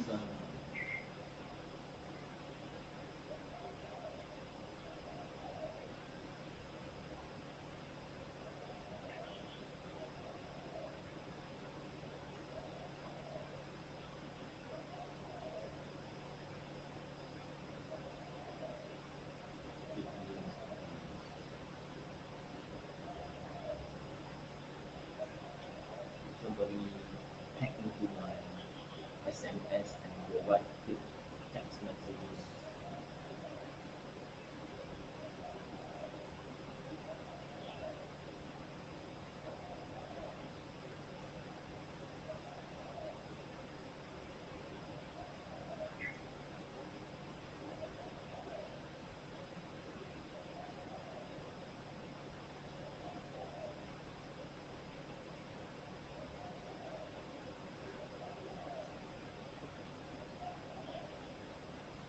Yeah, don't have. There isn't any.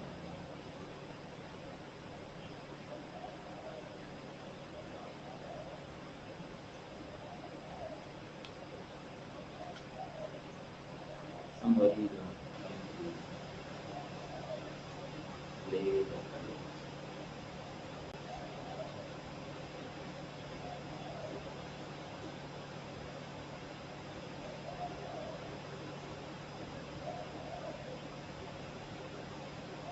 See what else.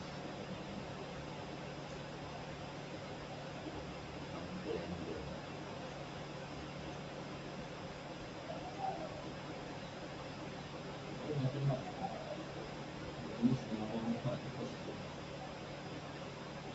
So I need to think. You can use normal payment through somebody hacked my text messages.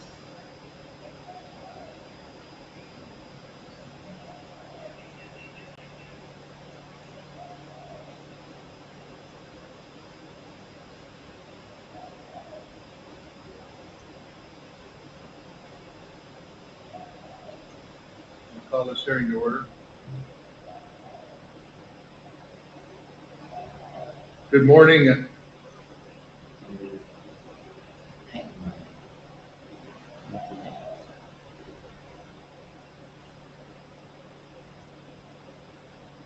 The time they already told me there's a bug. Because they're very concerned about what is going on.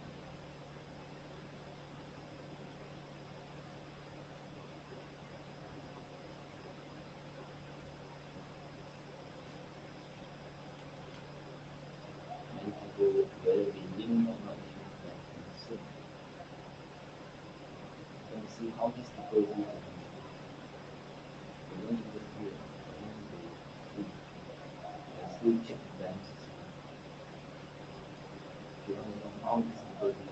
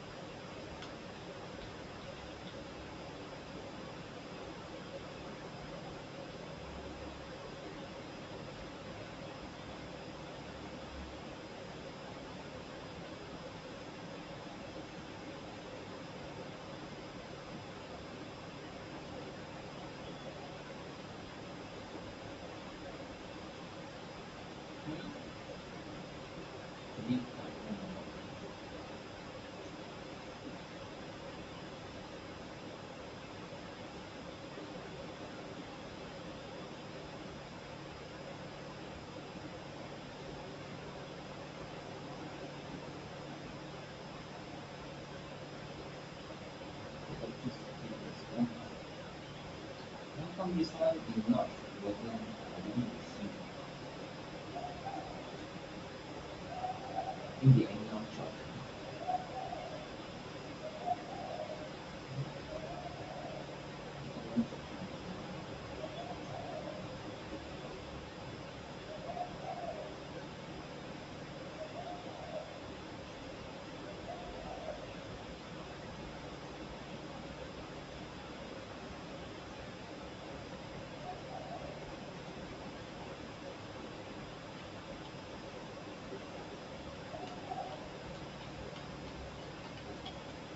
Yes, it's and it reached to 300.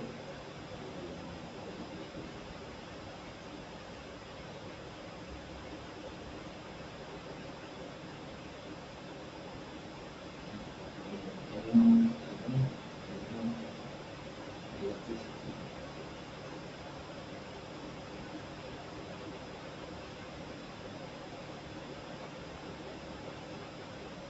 I think maybe it's the washing machine. If you come back and use the electricity.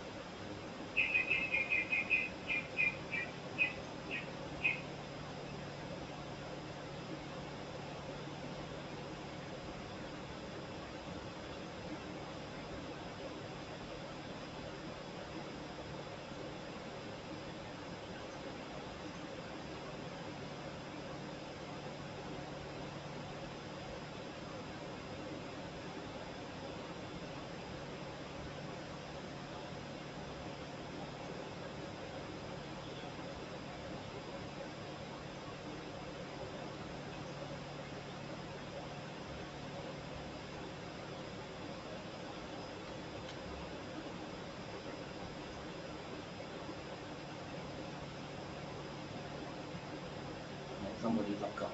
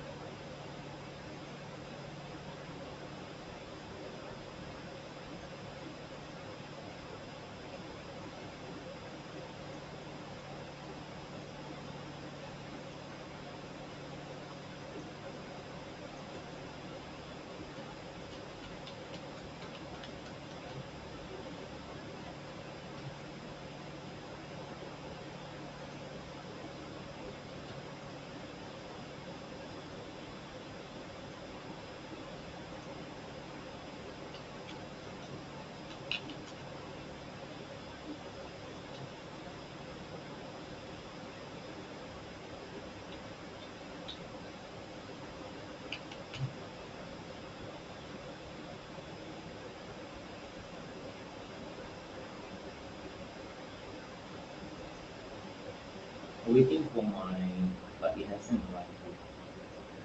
So I see the situation. Meaning that I waiting for the,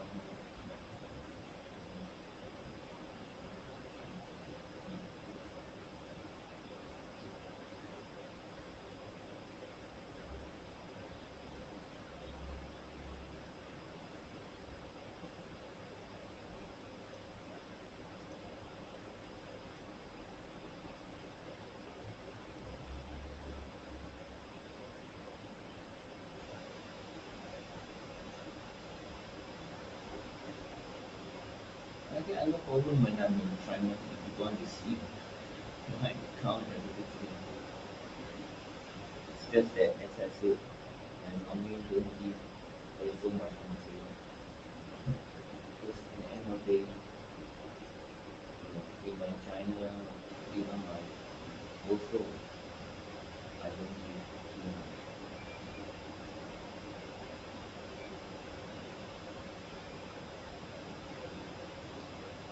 So next, what else? Yeah.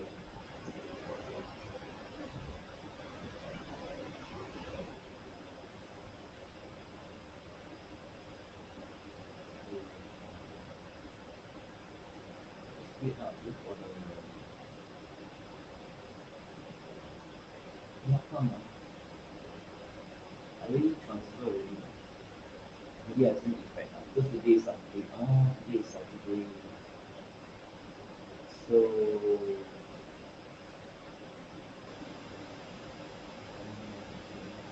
but then this one like this. How can be?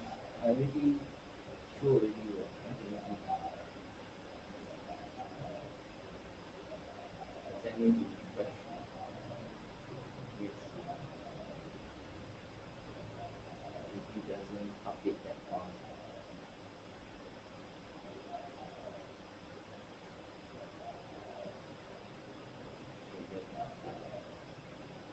So we will update and enable to.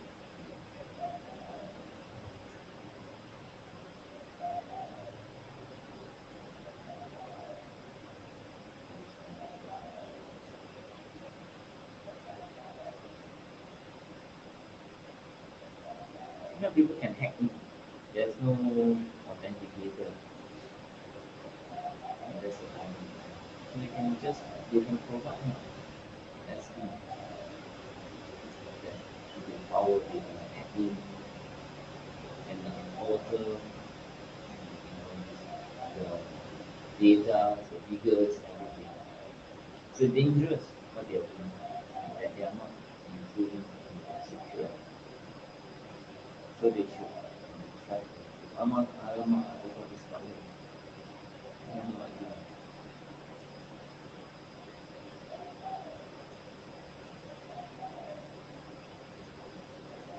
There's something wrong. The big part.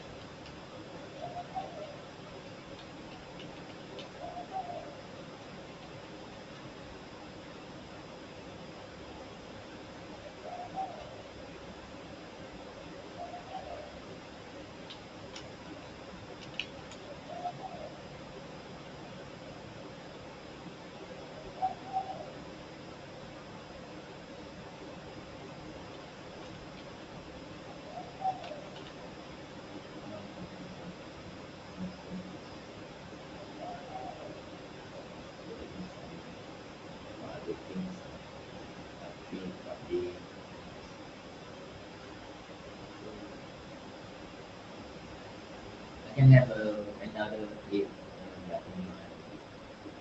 document, but then I learn all this. This when I see what's easier than going to files out in out in out. Because I can see a better picture of what it is. And then again,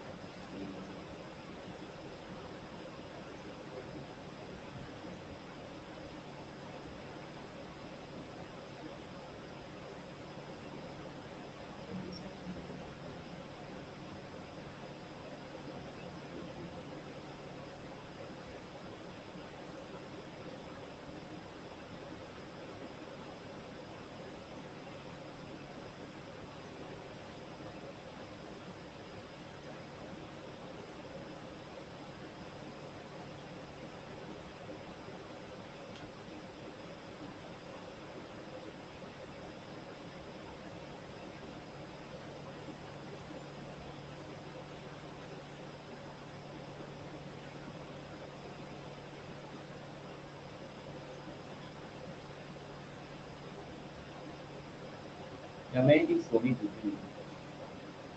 So, entire building in China. All those is not really that important. But I say I need to have confirmation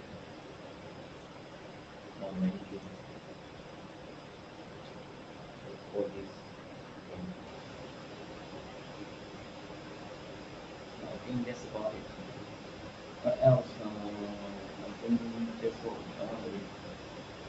So if it's in time increase, then I'll spend my time every day. I just wake up and then I just prepare for office. Most of the electricity, all is okay, it's fine. But I said sometimes it will also be very on tree. But most likely I'll be like more like having somewhere that is more like 24 hours. And sometimes I just bring my food back and then I go. Or I just shower and then I go. So trying to learn to save now. Yeah. Because like I say everything is going hard. You have to find certain things to do, and when you go overseas you need to save. And it doesn't mean this 7 years is wasted years, but anytime I'll go to China. I won't be going to Vietnam. But I say I don't know what's the situation. But China I will go through, definitely I will travel through. So let's look at I will until 10 o'clock. Because it's too early. I want to let's see. Do that. So there's nothing more to do. There's nothing to do. I cannot pay now because if I pay now, they haven't come yet. So once they have this one, then I'll finish. So they haven't come yet. But when it comes, I say maybe 20,000. Sometimes they just want you to pay more. Okay, actually apply for something. Because that one I go to check. Let's see this one. It's not so rough. So what else? That's about it. Still paying my fee. There is an alarm. So I set the alarm. So you don't have to don't go setting the alarm.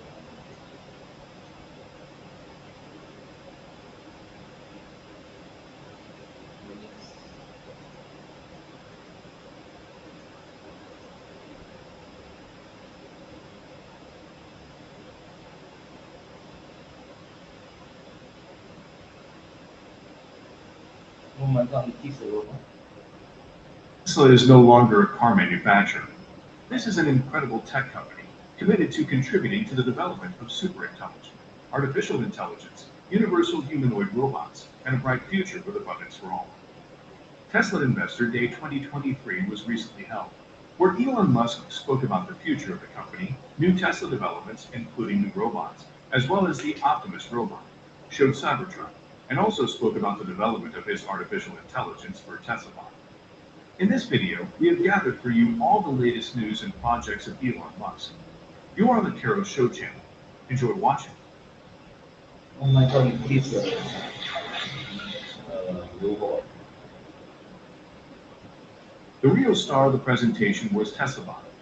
Only he was not present in person, but a video was shown where a pair of humanoid robots, Optimus, slowly collected their third brother. The prototype is definitely more capable than the one that was presented at Tesla Day last September. and yet the video caused a lot of controversy among the general public. Users of the site suspected the company of cheating in editing. At the presentation, Musk habitually said that Optimus will cost much more than the company's auto business.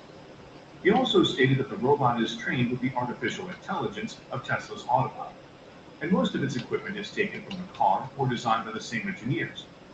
Musk described the progress in the development of humanoid robots as moderately fast, calling not to compare its pace to the development of Boston Dynamics robots. At the same time, the entrepreneur is confident that as soon as the robot will be ready, he will be able to launch it into series, and in the future the ratio of people to robots will be more than 1-to-1. This versatile humanoid can be used at home, at businesses, or anywhere else. As for other interesting projects of Elon Musk, his plans to improve the competitiveness of humanity by expanding its capabilities with neural chips, linking the brain to the internet, have so far failed. The US regulatory authorities have refused to test the Neuralink chip on humans. According to the officials, it is too dangerous. So the company was pointed out to dozens of problems that need to be fixed before the device is connected to the human brain. The main safety concerns relate to the device's lithium battery, the likelihood of tiny chip wires migrating into other areas of the brain, as well as questions about the ability to remove the device without injuring brain tissue. At the same time, all information is conventionally reliable, as neither Musk nor Neuralink representatives give official comments. Many believe that Neuralink's problems are directly related to Musk himself, namely his leadership style. When extremely complex problems must be solved in a terrifyingly short period of time. Meanwhile, competitors are stepping on the company's toes. For example, Synchron has already received approval for human testing. Its brain-computer interface implant does not require brain surgery, but allows paralyzed people to type on a computer with their thoughts. Recall that despite plans to store computer memory into people with spinal cord injuries on their feet, Neuralink's first goal was also to print text on various devices.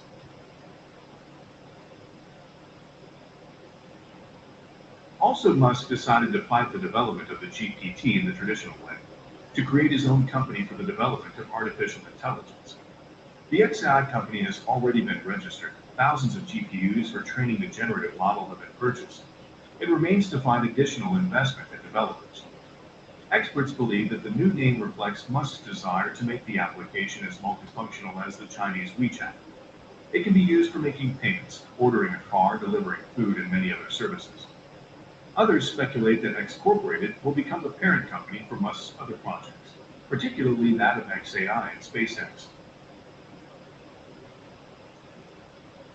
Let's go back to Tesla Investor Day 2023, where the pre-production beta prototype of the Cybertruck was also on display, in addition to the robot. And it was physically present and in the public domain. Visitors were able to look not only at the body of the glass roof, but also on the interior. Simplified design and panel layout, like in other electric cars of the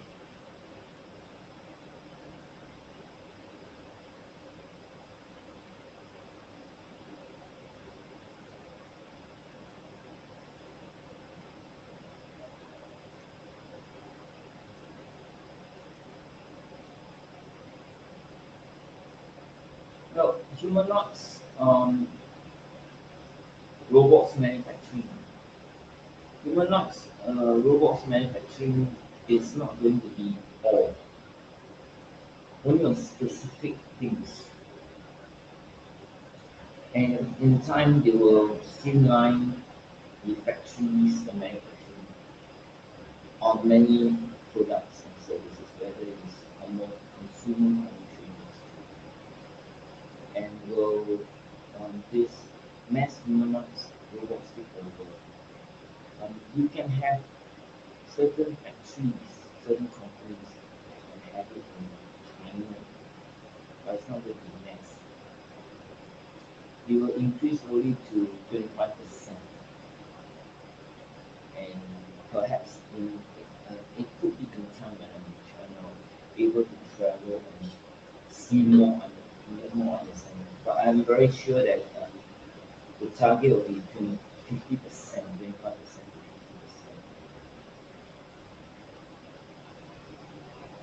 50%. So, but again, humans will be unemployed, And that's why the most important it is about understanding consumerism, whether it's in China, world consumerism, whether it's in America or China. So the demand for low price products can be managed by the mass production of robots. And all ranges of low price, high tech, very sensitive type of parts, hardware. All this can be mass humanoid robots. They can even manufacture humanoids to mass humanoids. There's no stopping. Even you have an international community knows that China will be able to do. So that's why I said we are moving to mass humanoids, military warfare. A bit like Robocop or Terminator, that kind of environment. You know, it's human to fight the world. And China will be at the losing end. And this is where, in the end, the China civilization and China military, so that's why they have to create the, you see, America direction in moving many things is not say no brainer because it all comes from the creativity. They need to be very creative. Creativity is beyond the universe. If you want to use the industrial method to create and say that everybody is self-producing, then the Americans are self-producing in a sense.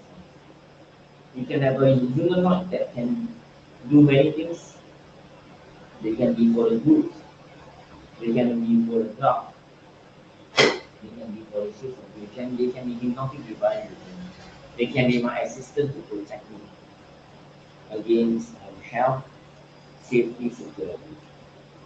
Humanoid robots can be a caretaker up to a certain extent, not my level.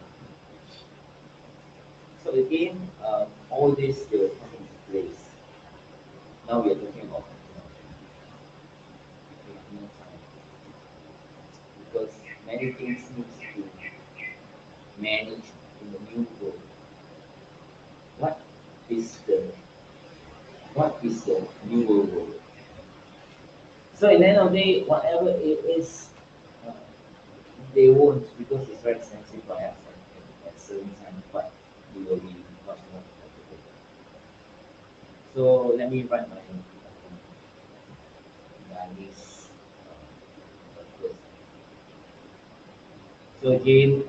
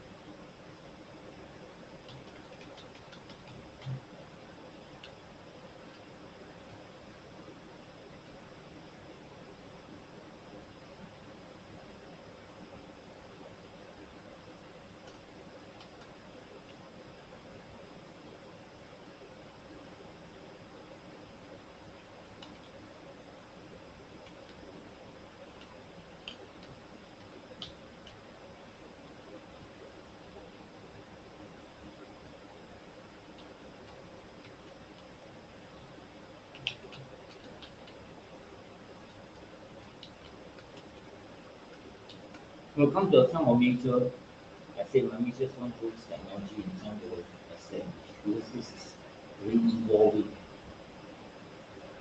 to establish using human robot manufacturing.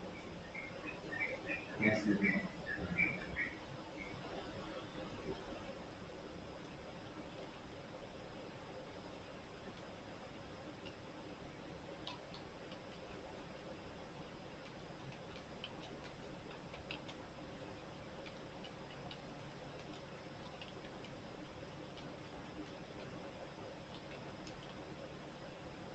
and then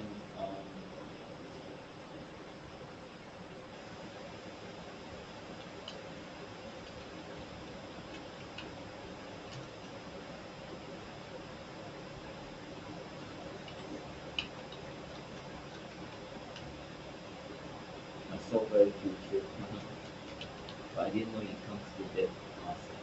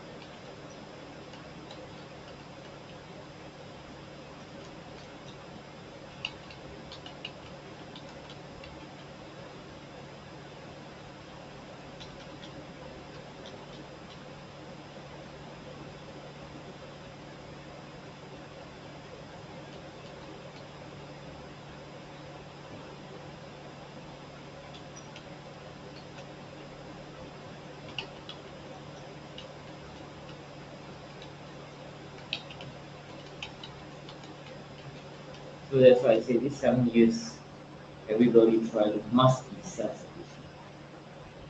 If they are not self-sufficient, they try to play this way. Make no sense. Because the people who are educated and literate, they get all this information, they will make money. Of course, along the way, the soldiers will make money. But again, they can't give them too much. So providing information is very important because China will never stop now. And everybody must write and share what they think. Because it's up to them to decide.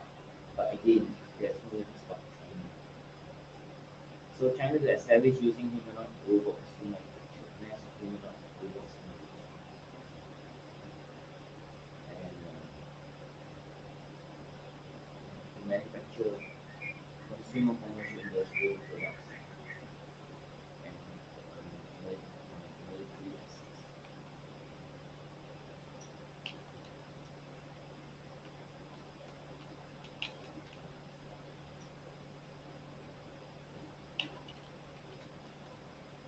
Other than mass robotic manufacturing will be achieved in China and using drones to mass drones manufacturing.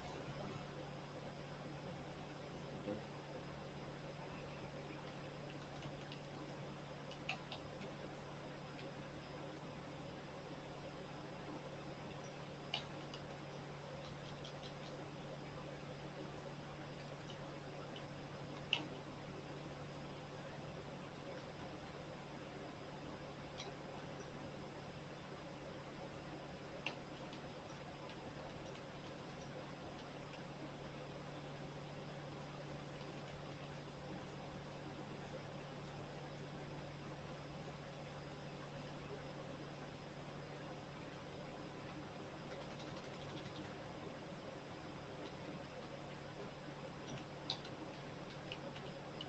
I never see anything.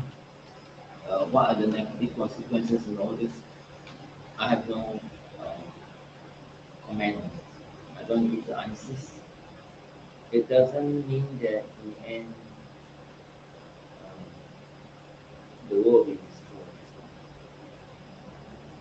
Because in the end of the day, the world is destroyed by humans, not by anybody. But again, if they want to destroy, but more than that, that the humanoids robots will be part of our way of life along the way in other countries or even in Singapore. And at the end of the day, they can help to establish many things in the home, in the commercial, in the industry. Initially beginning there is a limitation to their roles, duties and responsibilities, their roles and functions. But as time goes by, they will do many things that are especially helpful for the children, for all ages, elderly, especially when people are moving to the elderly, old, and cannot put it nice because it's for all ages. You cannot discriminate that it's only for old people. Old people better go to the old folks home because 30 years old and above, at least 30, 30, they will still show whether they are 20 years old. So less than 60 years old, they have 30, 30. They'll be kind of engaging or connecting in this humanoids. And this is where a lot of laws, that's why I say that Singapore must, if you establish and improve the laws on many things, instead of talking about arguing this, arguing that, or talking not important things. You must talk important things. Right? That's what is the current affairs? What is the current affairs?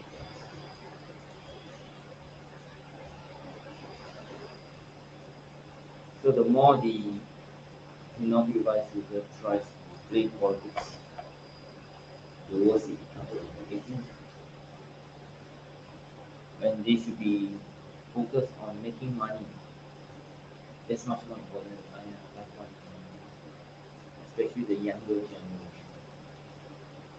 The older generation will have to make sense. That's why I'm creating the technology or creating all the concepts for people, for the lesser have to help everybody.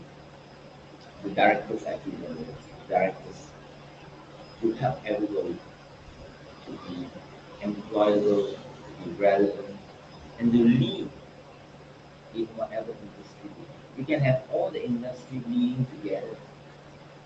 It's not say construction industry lead and then cleaner industry don't lead. All the it becomes part of Singapore forward for Singapore. Kind of vision, a kind of project management. No, not a vision but a project management. The objective for everybody in the government are moving towards the forward Singapore. And that includes the smart green and clean concepts, and it helps to replace that in Singapore. You can see humanoids moving around, doing cleaning and everything. They may be kicked, they may be hit, but they have cameras and everything to identify who are the, and they have cameras to see. So they'll be going around doing cleaning and holding machines to clean. They are like humans. They can also act for security in certain places. So does it mean there will be laws? How many percentage of human? How many percentage of humanoids, robots? How many percentage of some technology can apply in the health, safety, security, stability? What sort of technology does apply that is with necessary in all the workforce? So all this in time, yes, they could be the same or change. Everybody is in loss because there is need to not say to this. Because in the end of the if they don't, then a lot of problems will happen. And you say, why It's going to affect Singaporeans. Each and every one of us. People got money, my fund, I'm not going to deal with everything. So, or whatever. Or let's go sports together, let's go different for the pay up, don't feel rude. For the masses, everything. So we must make sense of everything. So China to establish using humanoids, robots in manufacture, mass humanoid robots manufacturing, consumer, commercial, industrial products, and military assets, other than mass robotic manufacturing cheap using robots to manufacture.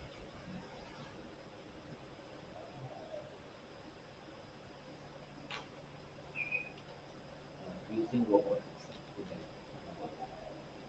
Sorry, achievement, and using drones to manufacture, mass drones manufacturing in the earth and planets, for example.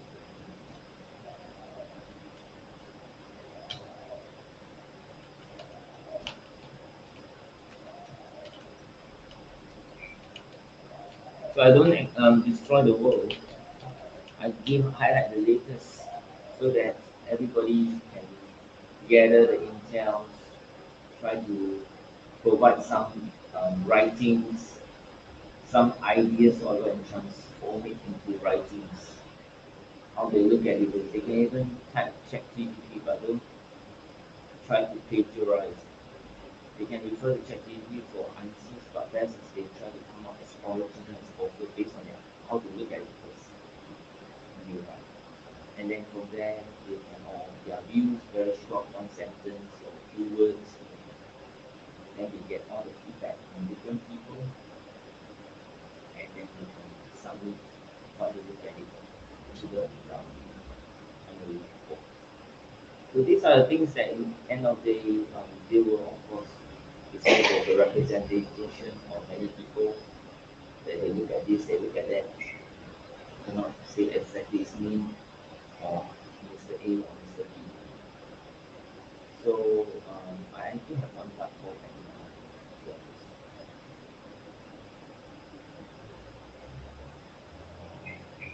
So that's all very important because in the end of the day, we have to make sense out of everything.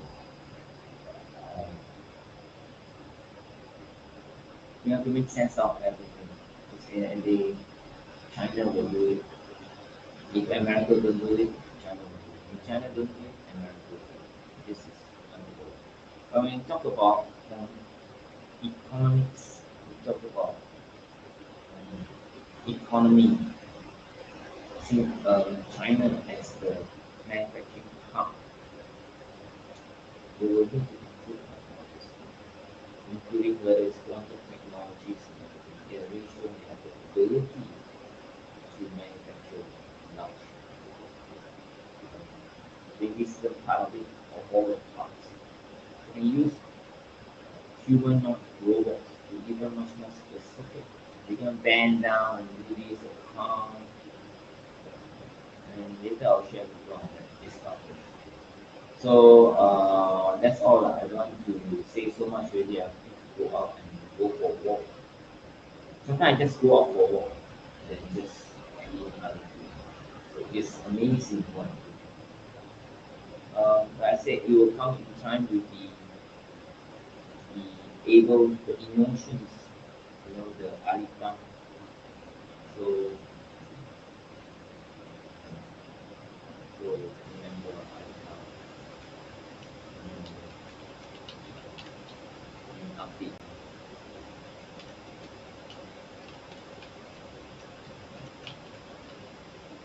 Api dia alita. It's alita. So it's one of the emotions that you can feel, the feelings, you can feel exactly as how you feel. Amazing. Cannot bluff. You can read exactly as how you read, much more than your Chinese population. 错，我的啊，错。You can say it in Chinese. So do they destroy the Chinese civilization? No, they are helping the Chinese civilization to improve that is and time and time I'll see it. It's amazing, and number one who's everything will around. So it's, like I said, it's not about having sex and having a humanoid robot tonight. Again, after that they came out with the interview tonight, or after that they'll pass the whatever the thing and then do the animal. But again, all this, like I said, whatever is, there is a fine line drawn on the ethics, norms, and principles of positive. But more in terms that in time they can express, I say they can show the robot, can hear, can have expression, human expression. So they can reply to an elderly person and show him expression. And it's not because actually, just make me happy. But again, they just working on the child. They're working a lot of things, so they want to let me see what is going on. But again, don't make the child cry, lah. Let them be happy, lah. Because there are a lot of unhappy things with the future. So make them happy, but don't over work on them. Not to let them work every minute. I see a few, I still forget the other one. The one holding it on. It's all the tape. Yeah, the one that take the door. Oh my god, amazing.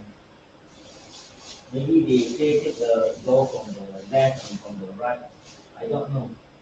But can they say if you see take the one with the beautiful face or the one with the blue and the green and what can they hold? But again, don't explain. But as I said, all this is kind of brainwash program conditioning.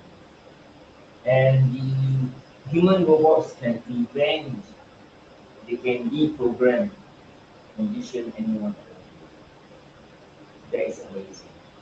So that they said the humanoids robots, you can kill the humanoids, but they will produce masses. So they will be able to counter what the human devices will do. And they can deprogram, they can decondition, everything D lah basically. You can say whether it's recovery or resting or whatever it is. So I say it makes no sense. But of course, you can program, condition humanoids, robots to imagine all kinds of things. But it makes no sense. They imagine so what? They say they are now moving into space and all this. You're gonna say that these humanoid robots are crazy, insane? How? Because they will be input with the information to have a clear definition of what is crazy and seeing what mental performance and everything. And at the end of the day, the humans will get themselves in trouble. That's why I say, what's the artificial brain technology? Artificial brain technologies can be applied in all devices that includes the drones, that includes the humanoid robots and drones or whatever. In any item, device, technology is already all. So they find that maybe their days are that will be good also. They go make other than that money, not the dishonest but to be a contractors, then construction worker, be a construction worker. To be someone, what you can do is that they can be called. What is your job? Now take you guys to 真人做案件. Right? That's not the way. So it will make sense out of everything because we have a digital economy. Then the dark force of any entity, how they do? They say, hey, it's okay what? I want to talk to Anyway, they are not chargeable income. As long as they go through a legal process, the electoral system, and the financial system, or the payment system, you just go ahead no problem. So will you see more humanoid robot walking and then say, oh my god, who created this whether humanoid robots are walking, doesn't matter. So I say the world is not insane. Remember, if you try to stereotype label people as crazy insane, then the humanoid robots are going to make them people, anyone, without any common sense logic to say that they are insane, amazing. So what about China to say that illusion and all this?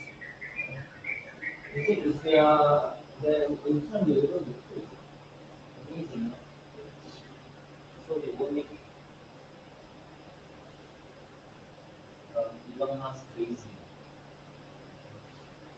because in the end of the day, there are series also on the national security and government China.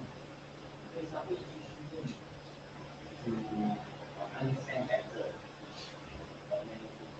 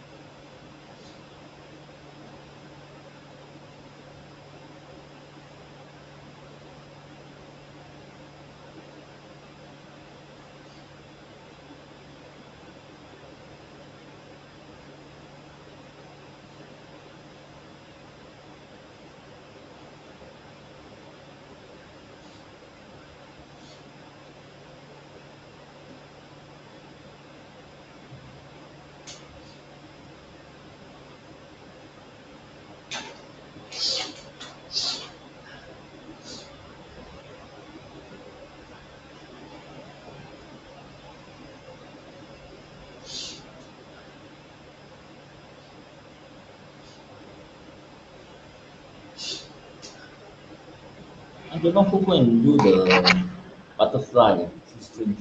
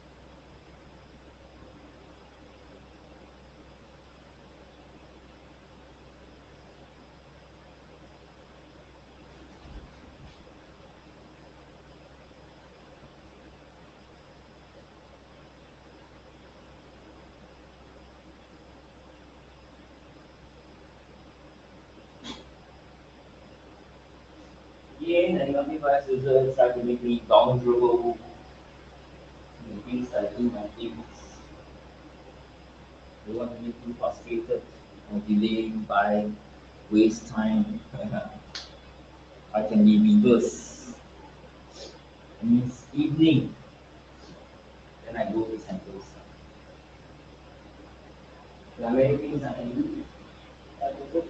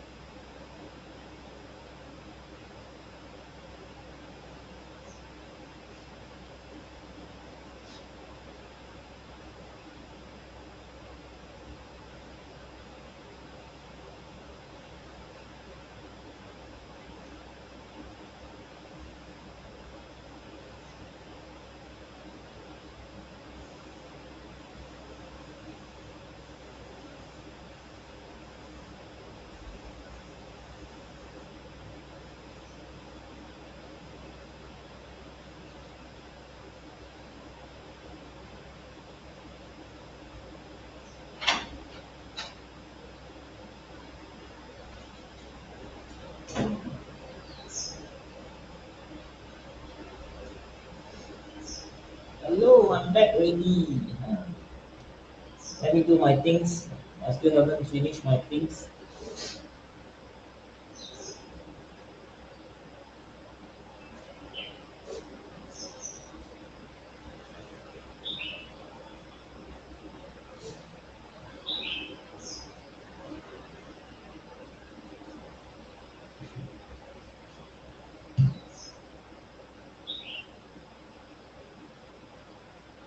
They don't know what is going on. They have a different sense of issue.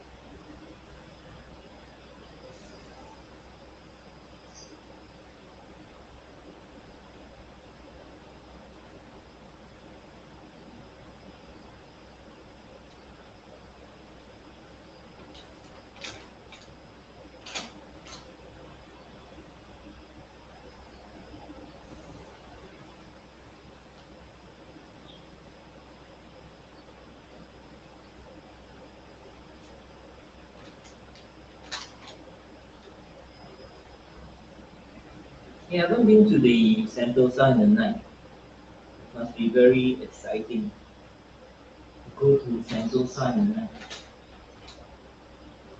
In the night there's a safari, but I don't like. Tomorrow I'm going to Khatib. Definitely for sure. I'm going to Khatib to explore. Down there have this very nice one. Down there this woodland, right? And sing what Sembawang, Sembawang. Amazing tomorrow. Khatib. Woodland I went before, very boring actually, unless I go to JB. And then Sembawang, oh quite nice. But not much things, but Sembawang is and the one Bukit Batok, Bukit Batok. Bukit Batok also not bad. That time I went before. Quite nice.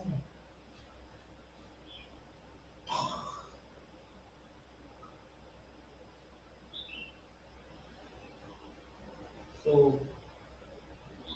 she's experienced,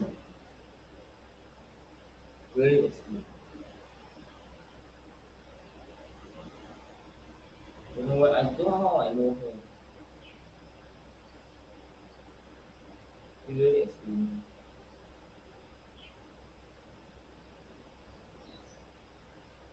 Can't find my girlfriend not able to come. Actually, I never think about all this.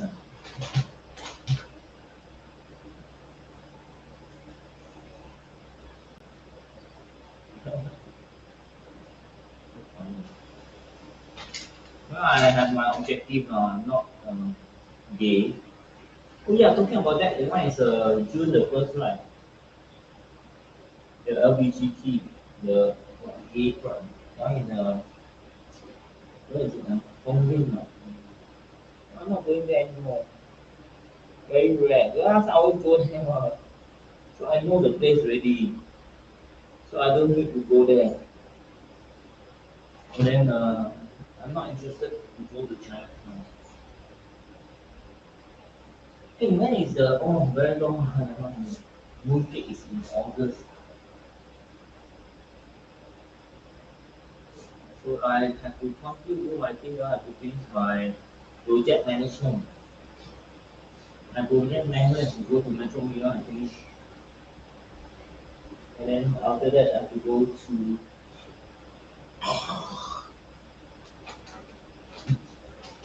depend on the situation. Okay, we go to Vietnam, Laos, Thailand, Australia. But I'm very excited. My first will be going to Australia, going to Perth. See 14 days only, 4 nights, 5 nights, and come back. And the next month I'll be going to Australia again.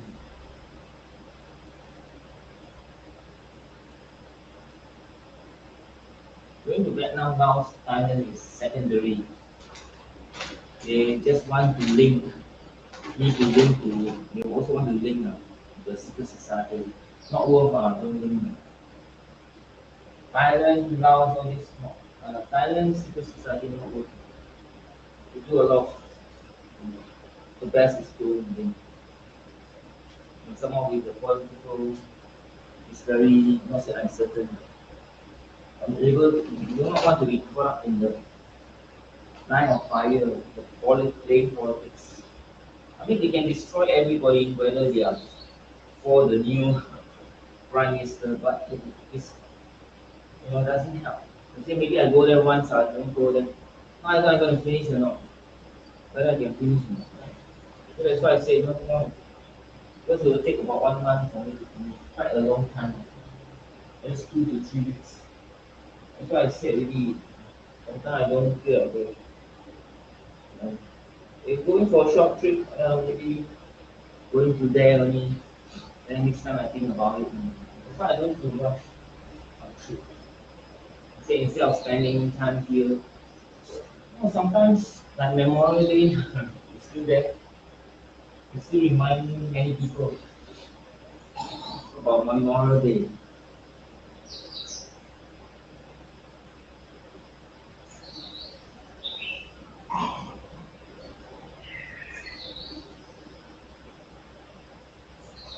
Not freedom.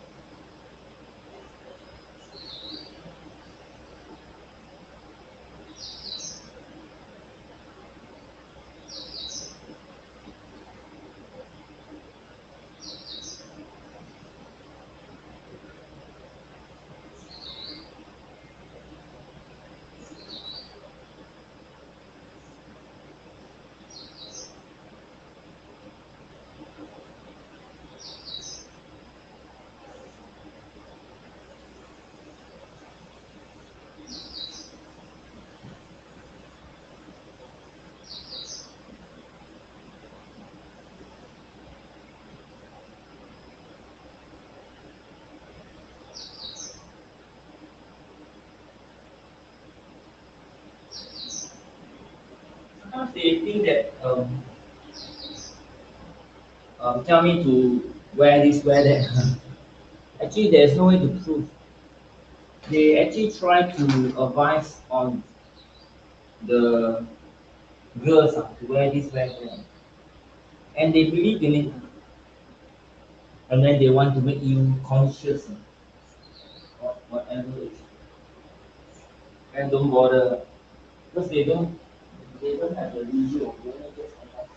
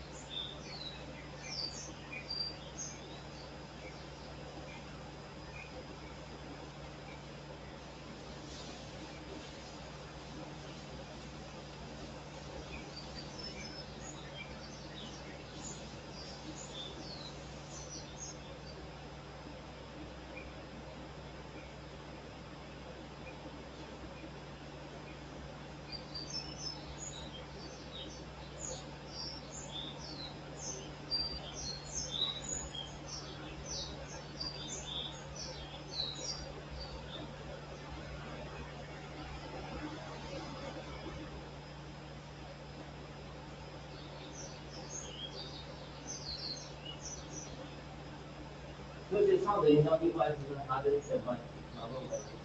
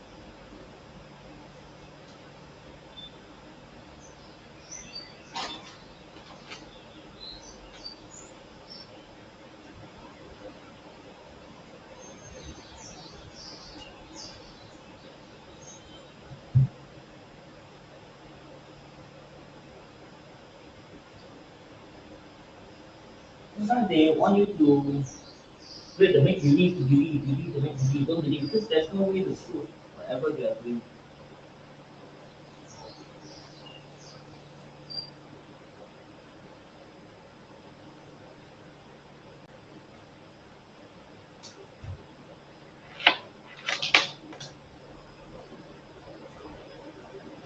They have to practice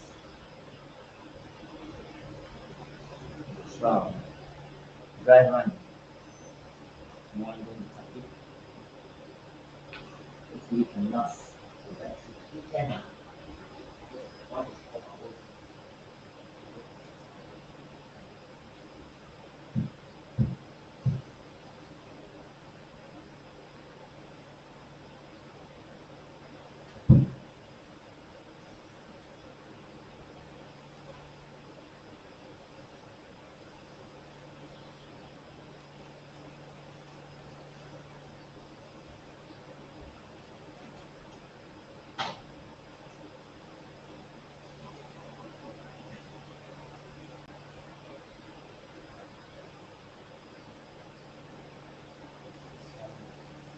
40, 30, 20. One, one, shot.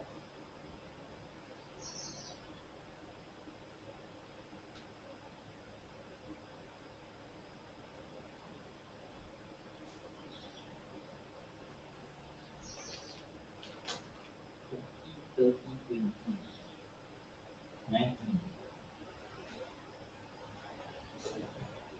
Power bank. So should not be a problem. All the a lot. I don't know why how come got butterfly. Strange. I don't know what button I press. Yes, but I seldom see one. Yeah, I haven't fixed the one yet, right? Yeah, in time I will fix it to test out. Okay.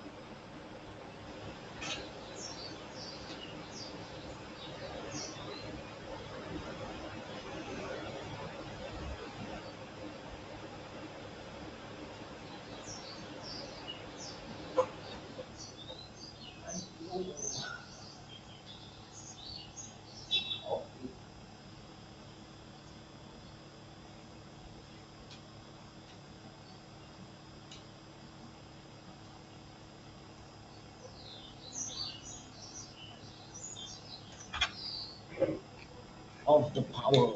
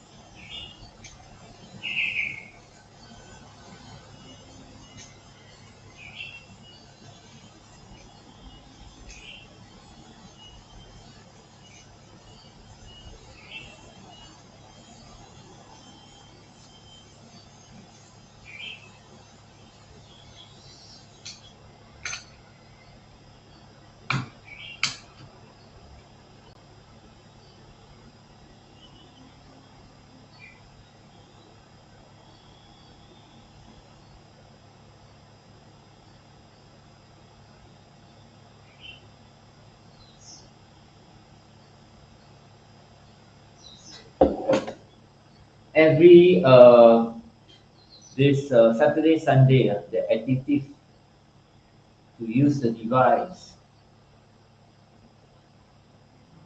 the naughty device is addictive to using the device.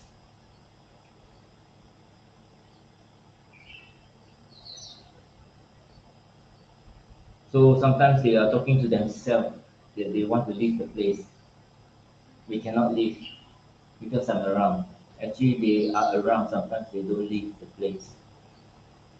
And this is where if they don't leave, somebody will choose them out. That's how they try to play politics. They want to play confused and control the minds of others. And then they want people to leave as fast as possible. But in the end of the day, they want people to leave as fast as possible. In the end, they'll make things worse. Because some people they just don't want to leave, and that's where it allows the device user to be even much more relevant. Once they stay at home, they don't want to go out, and they want to work on ego. at the negative expense and consequences of others. So when they do that, in the end, you know, they will stay at home. They want to stay at home.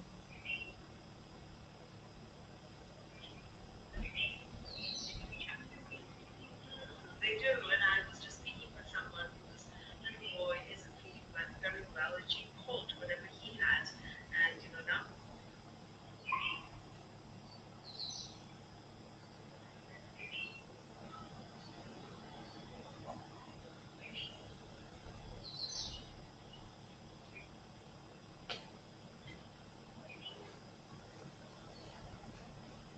Then they want people to remember that every time when they go out, they have the clothes.